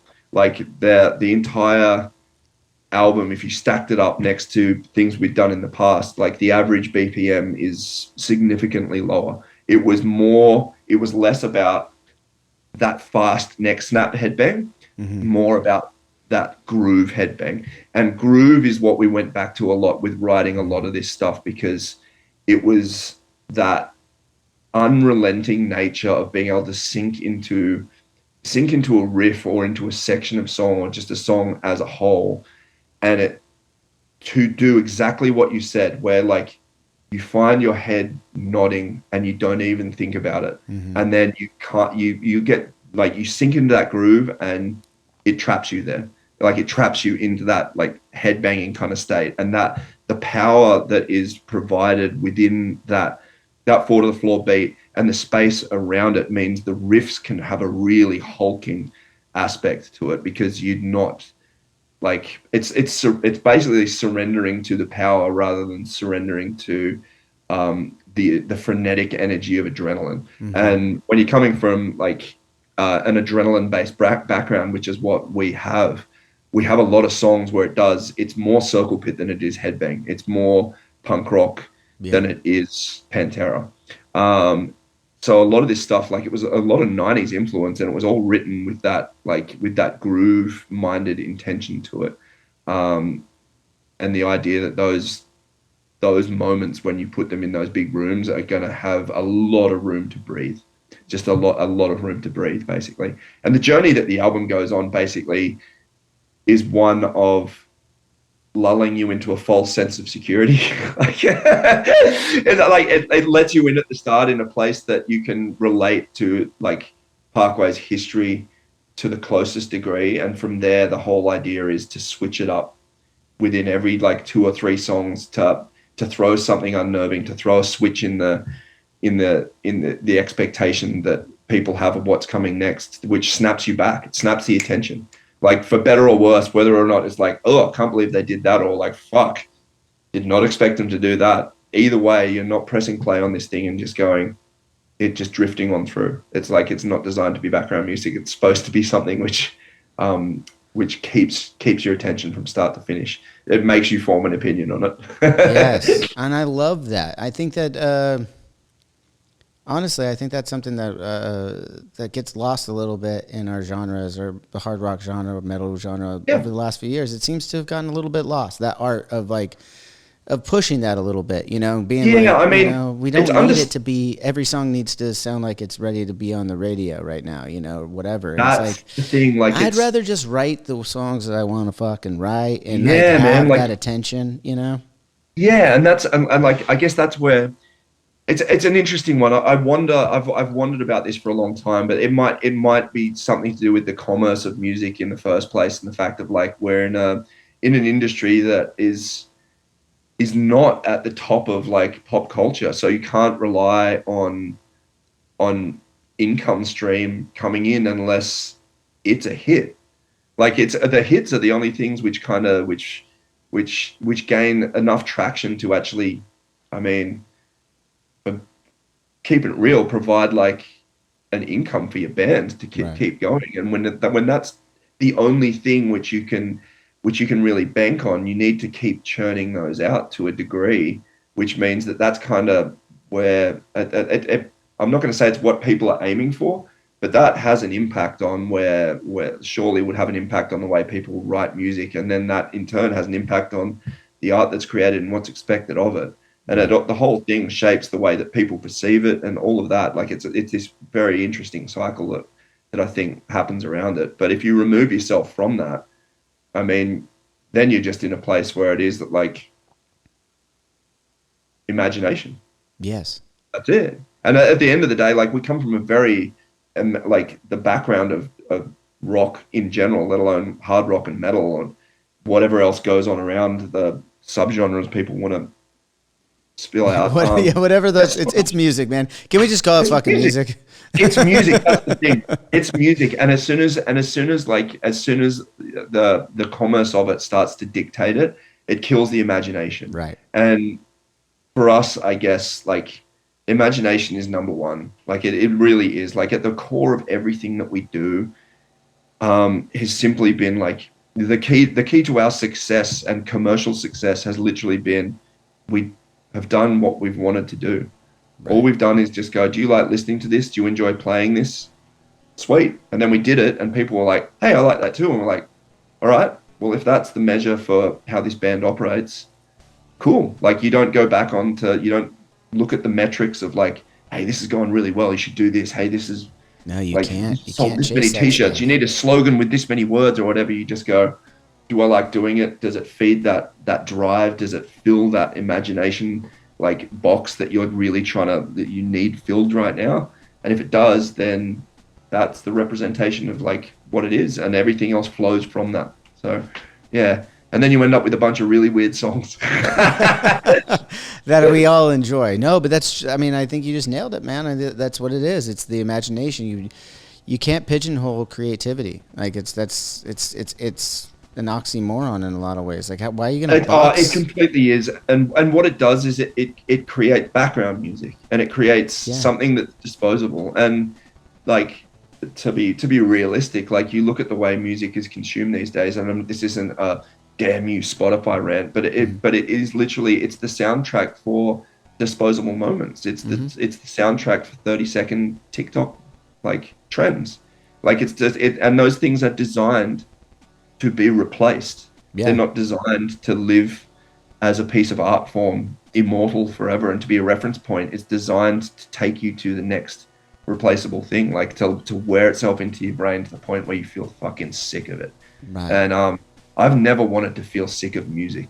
No, but I think you touched upon something that is very, very true and intriguing to me, is that fact that like, if you follow that rabbit hole of, okay, we need to put the next thing out and then need to put that next 30 seconds out, the next 30 seconds. If you keep chasing that, you just become part of the system that is replaceable. And I understand that is 100% an accurate portrayal of the way music is consumed right now as a whole. But when you have albums like yours, or certain artists out there that are still doing stuff differently, it's not like that goes away. It's not like, see, to me, like when new technology comes out, it doesn't just eradicate the old one. It's, guess what? We have these fucking phones that are right in my pocket. I can get any of the information from I ever need. I could watch a movie. I could do everything. It's amazing. I love it. But I could still go pick up a fucking book. That's never gone away. So, it's still, I find it to, if you want to be true, to stay to that, because to your point, you're making yourself more replaceable is all you're really doing. Yeah, 100%. That's the thing. And people's perceptions of what they want from music might shift as well. But that's up to them. Doesn't it? You can't tell someone, don't go and get an iPhone. Like, you need to use dial-up. Don't do that. Like, you shouldn't be able to do that. Like, that's just not the way the world works. I'm not like, things are going to happen. Like, and culture is going to evolve, and people are going to like or dislike or stop being able to understand why you make an album and not just a single. Why you don't want an entire set that's just bangers. Like, and people not understanding that or not connecting with it is completely fine. That's the thing. That's just human existence, and that's what makes it beautiful. And that's why we do art, because I mean, no, it's not why, but it's one of the reasons, or one of the realities of when you're a creative person and you're creating art, whatever it is, literally a painting, write words in a book, music, movies, whatever it is that entertains people, that is art, and you're creating it. Once you've created it, if you stay true to it, you are there. You are then putting it out for criticism, for likes, dislikes, whatever the case may be. Even before people were calling them likes and dislikes on social media, you still had them in real life. It was likes and dislikes by the faces and the crossed arms in the club. You know, it was like it's always been there, and that's what you signed up for as an artist, right? 100%, dude. But like, if you did that for a king back in the day, you either got praised or you got like some kind of medieval torture if you created some art that didn't go correctly. That's the thing, and that's just what it is. That's the reality of being an artist. And like, it can at times be a challenge to your ego, because you're just like, oh, they're saying bad things about the thing I care about. But like, that's got to develop thick skin.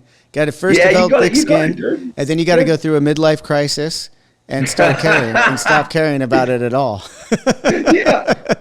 Yeah, that's it, man. That's it. And at the end of the day, like, I'd much rather, like, I guess that's the difference between the people who actually create the art and the people that don't, is someone just finally feels driven enough by that thing in their imagination that they're like, you have to do this thing. It has to exist beyond what you're thinking about. You have to physically make it. And as soon as you've made it, like, I don't know, you can lock it away and never show anyone, or you might want to show people. And that's your choice too. That's your choice. Yeah, it's a pretty simple choice to make at the end of it. So. most of the time, but you know. Mostly, yeah.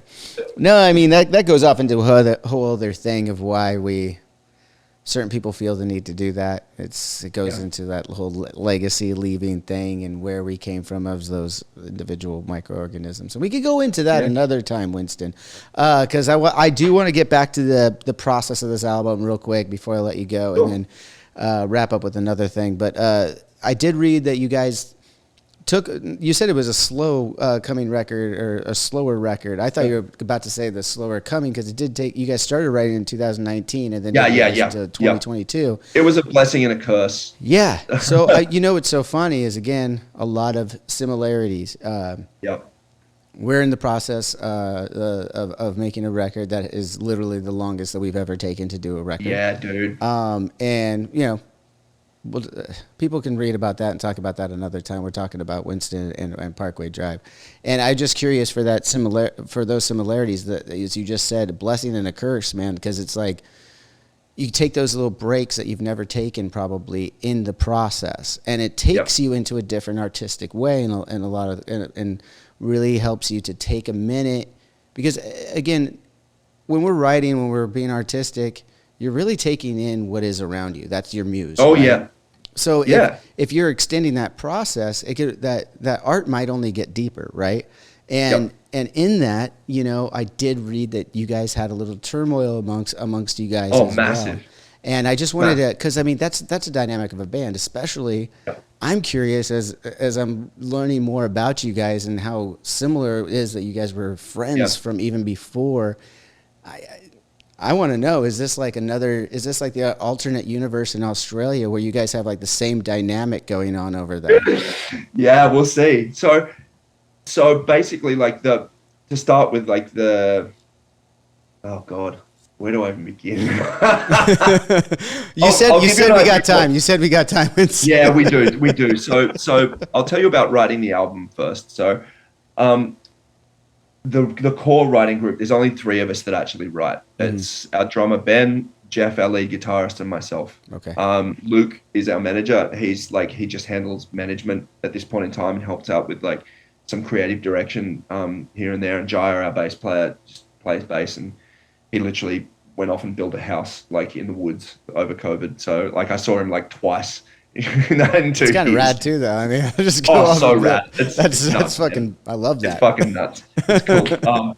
But like essentially, like we started writing about 6 months into COVID, like running up to it.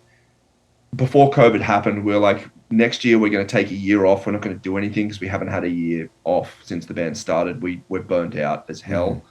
And then COVID happened, and we're like, all right, we're all stuck here. Let's just take this time off. And then after 6 months, we were just like, feel like just doing some music. So we started just jamming, because we figured we'd get a jump on writing a record, and it was fun. Like everyone was, we knew tour wasn't coming back. Like, and we spent about 6 months doing that. And then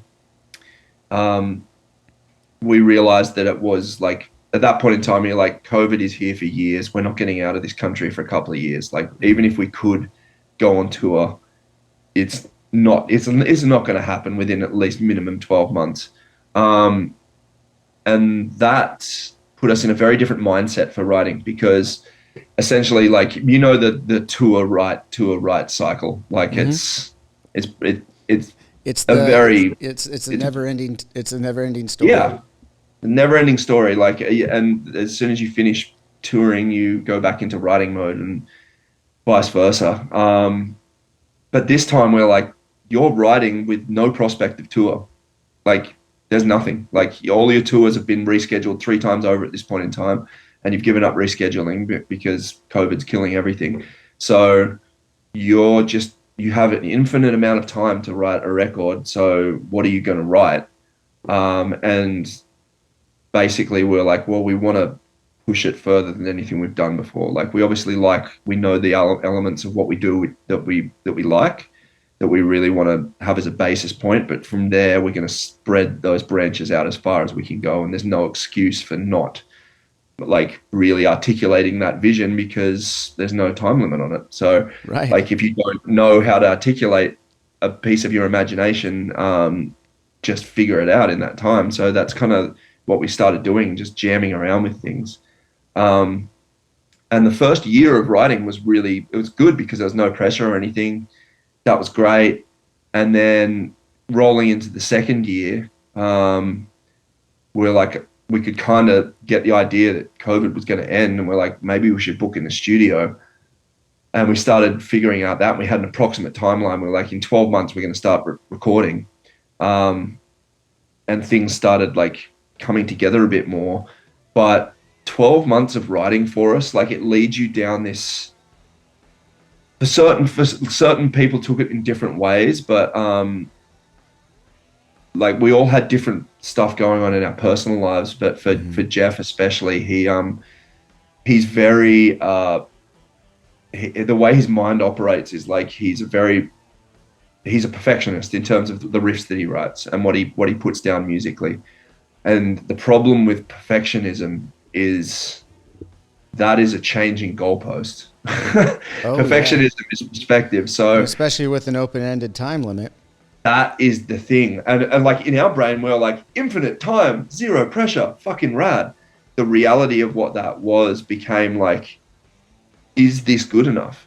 And that was just a constant thing of just like, oh, I don't know if this riff's good enough. Like, I don't know if this song is good enough. I'm like, well, a month ago it was good enough. Why is it not good enough now? I'm like, I'm just going to rewrite the whole thing, and ending up on Wow. this loop of like rewriting just one song, like 30 times, like an entire song, like, and then scrapping it and rewriting it again, scrapping it, rewriting it again, chasing perfection, which was changing, because familiarity, all of a sudden you listen to something 30 times over, and you're like, and now I'm kind of bored with it. And you're like, yeah, because you've heard it 30 times. Like, it Yeah. doesn't have the same impact. So don't rewrite it. Just accept that that's what it is, and write something new. So this cycle started off up where it was like, it was difficult to like to break new ground in directions that we wanted, and keep a perspective of what the goal actually was, which led to like tensions within myself and him, because like, I'm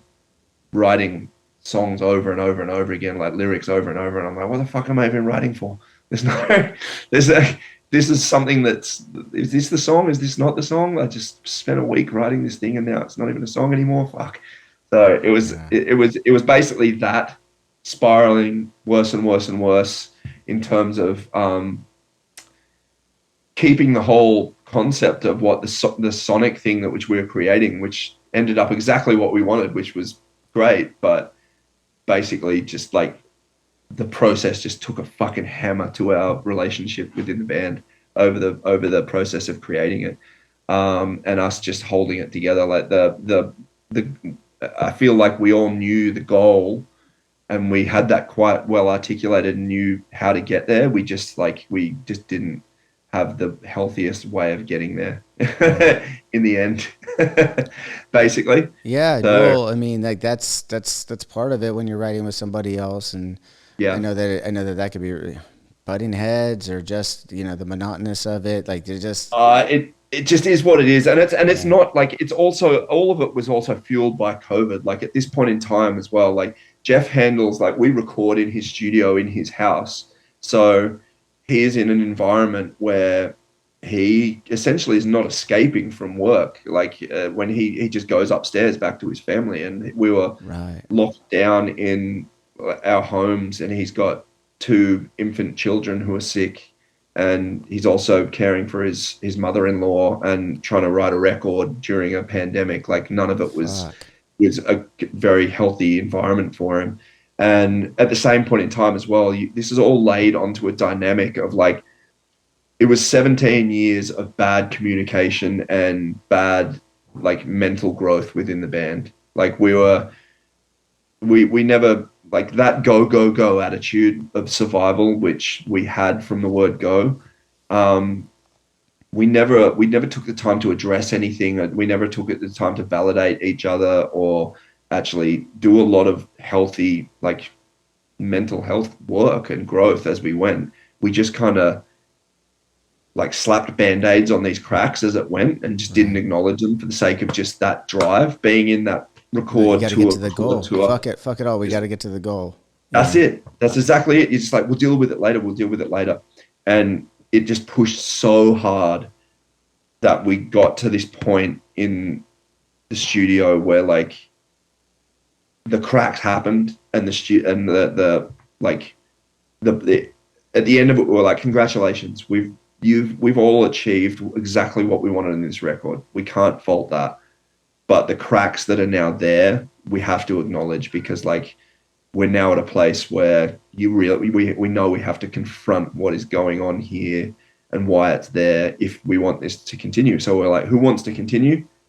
And everyone wanted to, but we're like, not like this. So the next project for us is how do we figure out to like to be friends and be humans and Mm. play 17 years of catch up and figure out why this has come to this point, which is what we've done and what we're doing, and it's really really rad, which is great. I So know. yeah. Are you guys seeking outside help with that? I mean, Oh yeah, yeah, no. So we basically like because I we've know been really some kind of really monster. open. Everyone got to Well, see Metallica do it. 100%. You know, And that's so like as soon as it started happening, we're like, we some kind of monstering this thing, like yeah, shit. But to be real, like we had as soon as Luke was we had a couple of meetings and it was literally five people sitting down or even four because Jai was excluded at this point in time. We were just like, whatever. Like he doesn't write songs. He's just fucking playing on stage. We haven't seen him in ages. He's not even in on this. And it was just five guys going, wow, I do this and I do this, and you make me feel like that. And someone else going, yeah, well, I do this and I do this, and you make me feel like that, around and around and around. And it got nowhere. And luckily, Luke was like, we need someone outside of this circle to give us direction. We need help to know what's going on here because this isn't working. And he found a couple of awesome people, and that's what we've been doing. We literally rocked up to band counseling and band therapy, and that's where we've approached it. And that's been it. And that's what we're still doing. And it's been really good because it has been explaining, like, it's been breaking down 17 years of stuff that you just like pushed under the carpet, stuff that you didn't even know about your best friends. Like, how did that traumatic experience that we went through like 10 years ago at this location, like in a tour van or backstage or something, affect you? Because it affected me like this and I never told anyone. And how did that affect you? I never even realized that. I never asked. We never asked, like, yeah, are you doing okay? Like, is this taking a toll on you? How is this on your home life? Like, what's the impact of this band actually like? on you as a person. None of that was ever talked about. It was just like, things are going pretty well, just don't rock the boat. And as soon as you start doing that work, you realize the real impact that this has actually had on our lives. And yeah, it's really deep, and it's been really awesome being able to reconnect with like my best friends in a way that's deeper than anything we've ever had at any point in time previously, because we never had the emotional like depth or growth to be able to do that.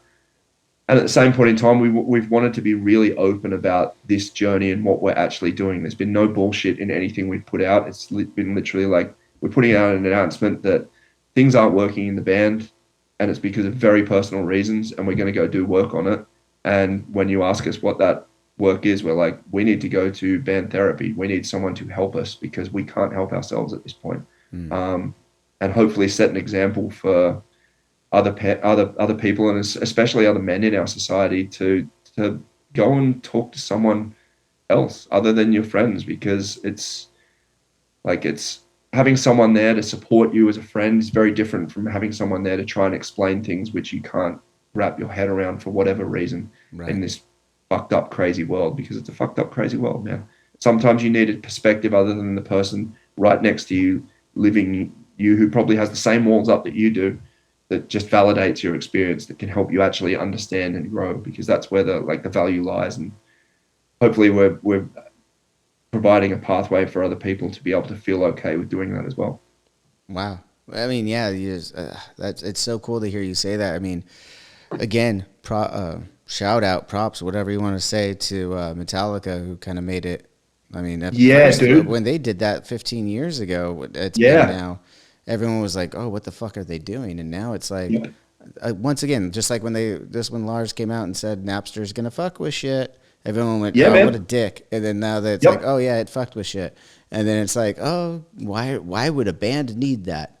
Oh, it's it's like they knew it. They knew it. They'd been doing it a couple years longer than us at that point, right? So yeah, that's it. And they had the guts to put it out there as well. Like, that's the thing. And to be honest, now that I'm looking at it, set an example. Like, the thing is, we're like, we literally reference that. We're like, are we doing that same thing? But at the same point in time, it validates, hey, even like the most successful, the biggest, the greatest need this kind of thing. And if it's okay for them, then it's okay for us. And hopefully, okay. I mean, what is it? It's, and I don't mean to say more than okay, but like, just to further, like, to expand, if I can, on it. I think what you touched upon is great. Men in our society, and I've been in therapy since 2013 after touring without our late drummer, my best friend, and talking about those walls that you build up and stuff, how that affected us differently. We were able to talk about that, and luckily that was a turning point in our band that really helped us and only made us stronger. You would never want to have to do that, but it did. And at the end of the day, another thing you pointed to is when big events happen, how did that affect you? And how did that affect you, even though you were still in the same band and everything? What about the other things that are like a casual joke or a ribbing or something, saying like, well, you don't really matter, and it might have been a joke, but how did that make you feel in the van? Because we could go all the way back 100%. To the fucking van days on shit like that. Oh, 100%, man. And this ties back into exactly where we started this, and we started from nothing. Not only did we start from nothing, we started with the perception that we will never be anything. Right. And that if we're all going to be equal, we're going to be equally nothing together. So, especially in Australia, like Australian society, we have this thing called the tall poppy syndrome. Like, are you familiar with that? I'm not, no. Okay, so it's literally like a hallmark of Australian society. It's the concept of the tall poppy that grows up higher than the other poppies in the field. And because it's higher, it immediately gets cut down. So to show a self-confidence, I'm going to say self-confidence or any kind of ego or any kind of success in our country is often seen to, like, if you go, I'm pretty good at what I do, I'm a successful musician, people will go, you're a fucking wanker. Right. And they'll pull you down. Like, it's very different to America in the sense of like a public celebration of of someone's success of like, yeah, you go that, you do that, you earn that. It's just like, you're full of yourself. Shut the fuck up. And that is a massive trait in our society. Like it's the way that everyone is brought up, which is essentially breeding insecurity into everyone from a very early age. And that's the way we grew up in our band. Like we just tore each other down. We were just like, everyone's replaceable. We're all shit. Like we honestly, for the first 10 years of our band's existence, like we got to like almost arena status, and we were still like interviews were coming up and people were like, so like, what's the secret? Why are you guys still doing things? And we go, we don't know. We're idiots. We don't even know how to play our instruments. Like complete bullshit, complete fucking fabrication. We know what we're doing. We practice hard. We play hard. We write with intent. Self-deprecation, you know, to it's try self-deprecation, and make it so that you could feel like, I even not knowing that term from Australia, I could attest that we're a pack of wolves amongst each other too. Yeah. Like you don't fuck with us, but like no one else can say that shit. But like amongst us, like one dude leaves the room, we're all talking shit on that one dude who just left the room. Yeah. You know, and it's like, but like not even sometimes it's not even mean. It's funny, but you know, it's like, but then like they come back in the room and then you're gone. And if you think for whatever reason you just left the dressing room and you're not getting shit talked on you, you're getting shit talked on you. Yeah. So yeah, it was just quite toxic with that. Like and it just, there was a lot of that kind of the band dynamic that it was just taken for granted that what it was, but it didn't actually need to be there.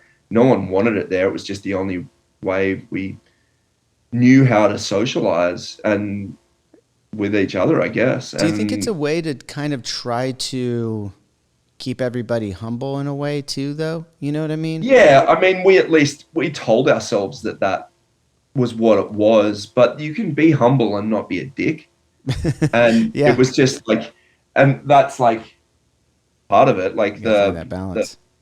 It's about striking that balance. It's about intention, because like it's a fine line to walk with when you bring into account all the other emotions of like fucking fear and jealousy and all of those other things, because that just weasels its way in quite easily. And it's, I don't know, it's when you build something off an insecure base in the first place, I think there's a lot more potential for that insidiousness to come in, because the fear is there. Like the fear is always there. Like a lot of it was built on the fear of this, like our first 10 years of the band's existence, and the way we went so hard and so unrelenting was the fear that like this can all disappear. Like this can all it takes is you not turning up to one gig and you never get a gig again in your life. Like imposter syndrome. Why are you here? Like, there's not many other bands doing this thing. Why are you the one doing it? Like it's all there. And then especially like,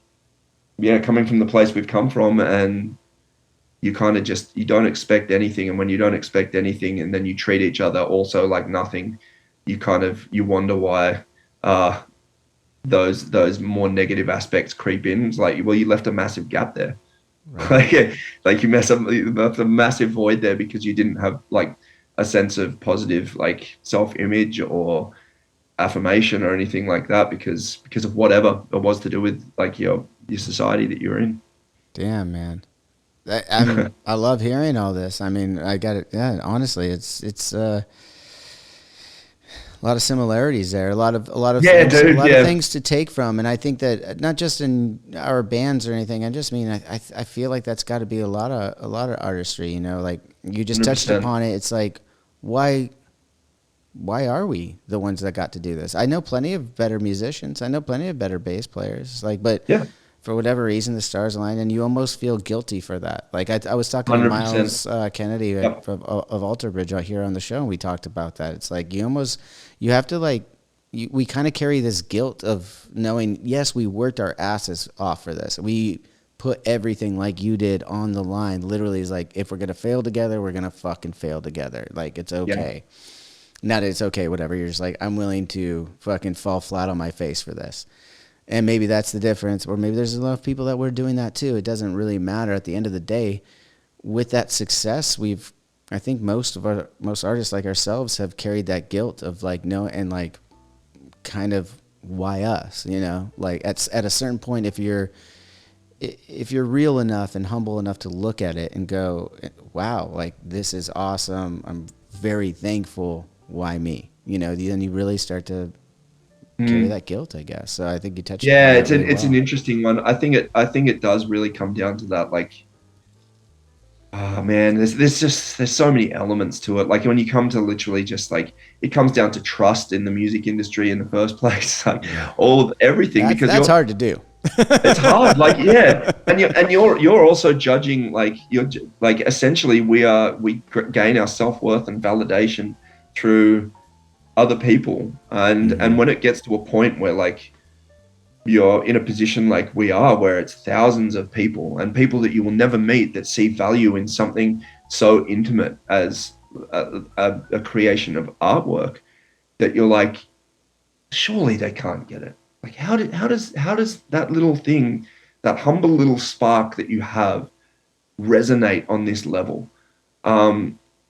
Because you like everyone knows what it's like as in the reverse. We all have the art that resonates with us, that impacts us so deeply, Right. that it's such a massive feeling that you have, that it's very hard to imagine that something that you're doing and is that little spark that creates that massive feeling in someone else. Because I can't imagine like I can't imagine Michelangelo, Da Vinci, or someone going, you know what, like yeah, like that my thoughts were got to be enormous. Like who knows, like you just really can't put yourself in those shoes. Right. So when it comes back to a personal point, it's just a very strange thing to even be able to wrap your brain around. It's very isolating as well. Fuck. It really is, man. No, I'm so glad we touched upon that. Like we could go off on a whole other thing. We could do counseling together, but I'm gonna put a pin on this for now. Hopefully we could exchange each other's information. I'd love to do a follow-up phone call with you when we release this this episode. Oh yeah, man. Sure. Like anytime you want anything, hit me up. Dude, I very much appreciate it, Winston. But the last thing I want to ask you, bringing back to the seasons being different in Australia to Southern California. Right now, we're about ready to celebrate Halloween. It's the middle of October for me. Do you guys do Halloween in Australia? This might be a really stupid fucking question, but I don't know. No, we do. It's been so we get the majority of our culture from America, like in terms of our pop culture. I'm going to say, like, we've become very Americanized. Like all the shows on TV we have are American, and Halloween crept its way in like about 20 years ago. So there'll be like little kids trick or treating and stuff. It's like stinking hot. They're sweating their asses off. So you do it the same time of year though too? You don't wait till same time of year. You gotta wait till the fall for those costumes, guys. Yeah, dude. Yeah, we haven't figured that one out yet, but yeah, it's good. My dad has a pretty like creepy little haunted house set up that he's got going on and stuff. Awesome. And yeah, there's some cute stuff. I remember when we were teenagers, we like blew up our gym teacher's mailbox and egged a bunch of people. There's way, guys. You guys don't even know. Like this is like across the Pacific over here. These guys. Like that's my brother from another country over here. Like this is all the same kind of shenanigans and bullshit you do as a kid, man. Right? That's so cool. So in the spirit of Halloween, now that I know you guys do celebrate it and stuff, like. Are you personally big into Halloween? Do you dress up, or do you get into the season of like watching a shit ton of horror movies or anything like that? I don't really, because like I don't like horror movies. Whoa. I know. We waited until 2 hours into this for us to finally disagree on something. It's freaking out, dude. I got traumatized as a kid because I watched like when I think it was like I'm gonna say 10. I watched Texas Chainsaw Massacre with my friend who lived in the middle of a graveyard without his parents home. That's awesome. So I was like... That's scary as fuck, but to me, who didn't live it, I'm like, that's fucking awesome. No. Dude, that's so shit, dude. That's like... And it was like this full-on little shack. Like literally living in the middle of a graveyard on the side of a hill. And he's like, there's this movie called Texas Chainsaw Massacre, and I'm going to watch it. And I can just remember watching it and just going, this is going to live with me for the rest of my life. I don't want to ever again. So when I do watch them now, I'm like, oh, this is kind of just funny, gory stuff. But at the same point in time, I'm like, I don't need this. That is so funny. With all the imagery that we've come to love from Parkway Drive, all the dark all Darker Still and everything like that, and we got It's all Winston telling fake. me he's never liked horror movies. I love it. See, the thing is, I vibe with the goth aesthetic. Yeah. I'm definitely a goth, but I'm just not like a horror fan. I got you. And there's different subgenres, and I was just curious because I'm a huge That's it. horror fan, but like you, I do watch them for. It's almost comical to me, like it really Yeah. is. Like I love my favorites are Freddy and Chucky because they're funny when they're killing you. Yeah, you know what? Chucky, I love Chucky. Fuck. I do. Like, I was old enough like I watched Chucky for the first time when I was like 17 or something, and I was like, oh, this is awesome, and then just binged the shit out of it, and then Bride of Chucky came out, and I was like, oh, this is great. So yeah, So great. love Chucky. Right. So I don't know, it's just something I've never dipped into, like since that thing, like the comedy of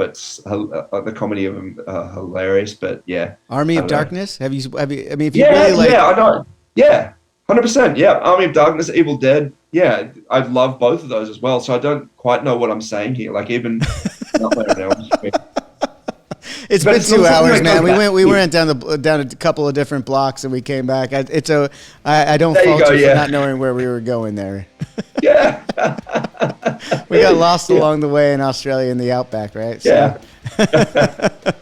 Well, again, Winston, thank you so much for the time, man. It has been a pleasure getting to know you, and I think it's Likewise. safe to say a starting of an awesome friendship here. I'd love to show you around Huntington Beach and go surfing with you sometime, and hopefully Yeah, man. I could see you out in Byron sometime, and we can stay in touch, man. Hell yeah, man. I can't wait to gig with you sometime. Waiting on the record. Absolutely, absolutely, man. We'll be in touch, man. Have a good rest of your day, and I'll talk to you soon, man. Cheers, Johnny. Cheers, Cheers. man. Have a good one. Well, that's going to do it for this week's episode of Drinks with Johnny. Thanks to Winston for being on the show. Man, again, it's just one of those times when I never know what the connection's going to be in this conversation. This is why I love doing this. As we said in the chat there, didn't really know Winston from another guy, just know his band and stuff. And to have all those connections just kind of talked about organically and come up and see the similarities in our paths through music is just it's something very cool and just shows what a small world this is to me, and is really cool. And to hear his stories and his band story, as I said, what they've gone through just in the last little bit to get this record out. Man, it is a great record, guys. Go check out Darker Still. Check out their tour dates. I will obviously be following up with Winston later on this week on the podcast side that is not here on the YouTube channel. You need to go subscribe to the podcast if you want to hear more from Winston. That'll be coming out either Thursday or Friday. So at any rate, that's it for this week. I'll see you guys all next time. As always, cheers.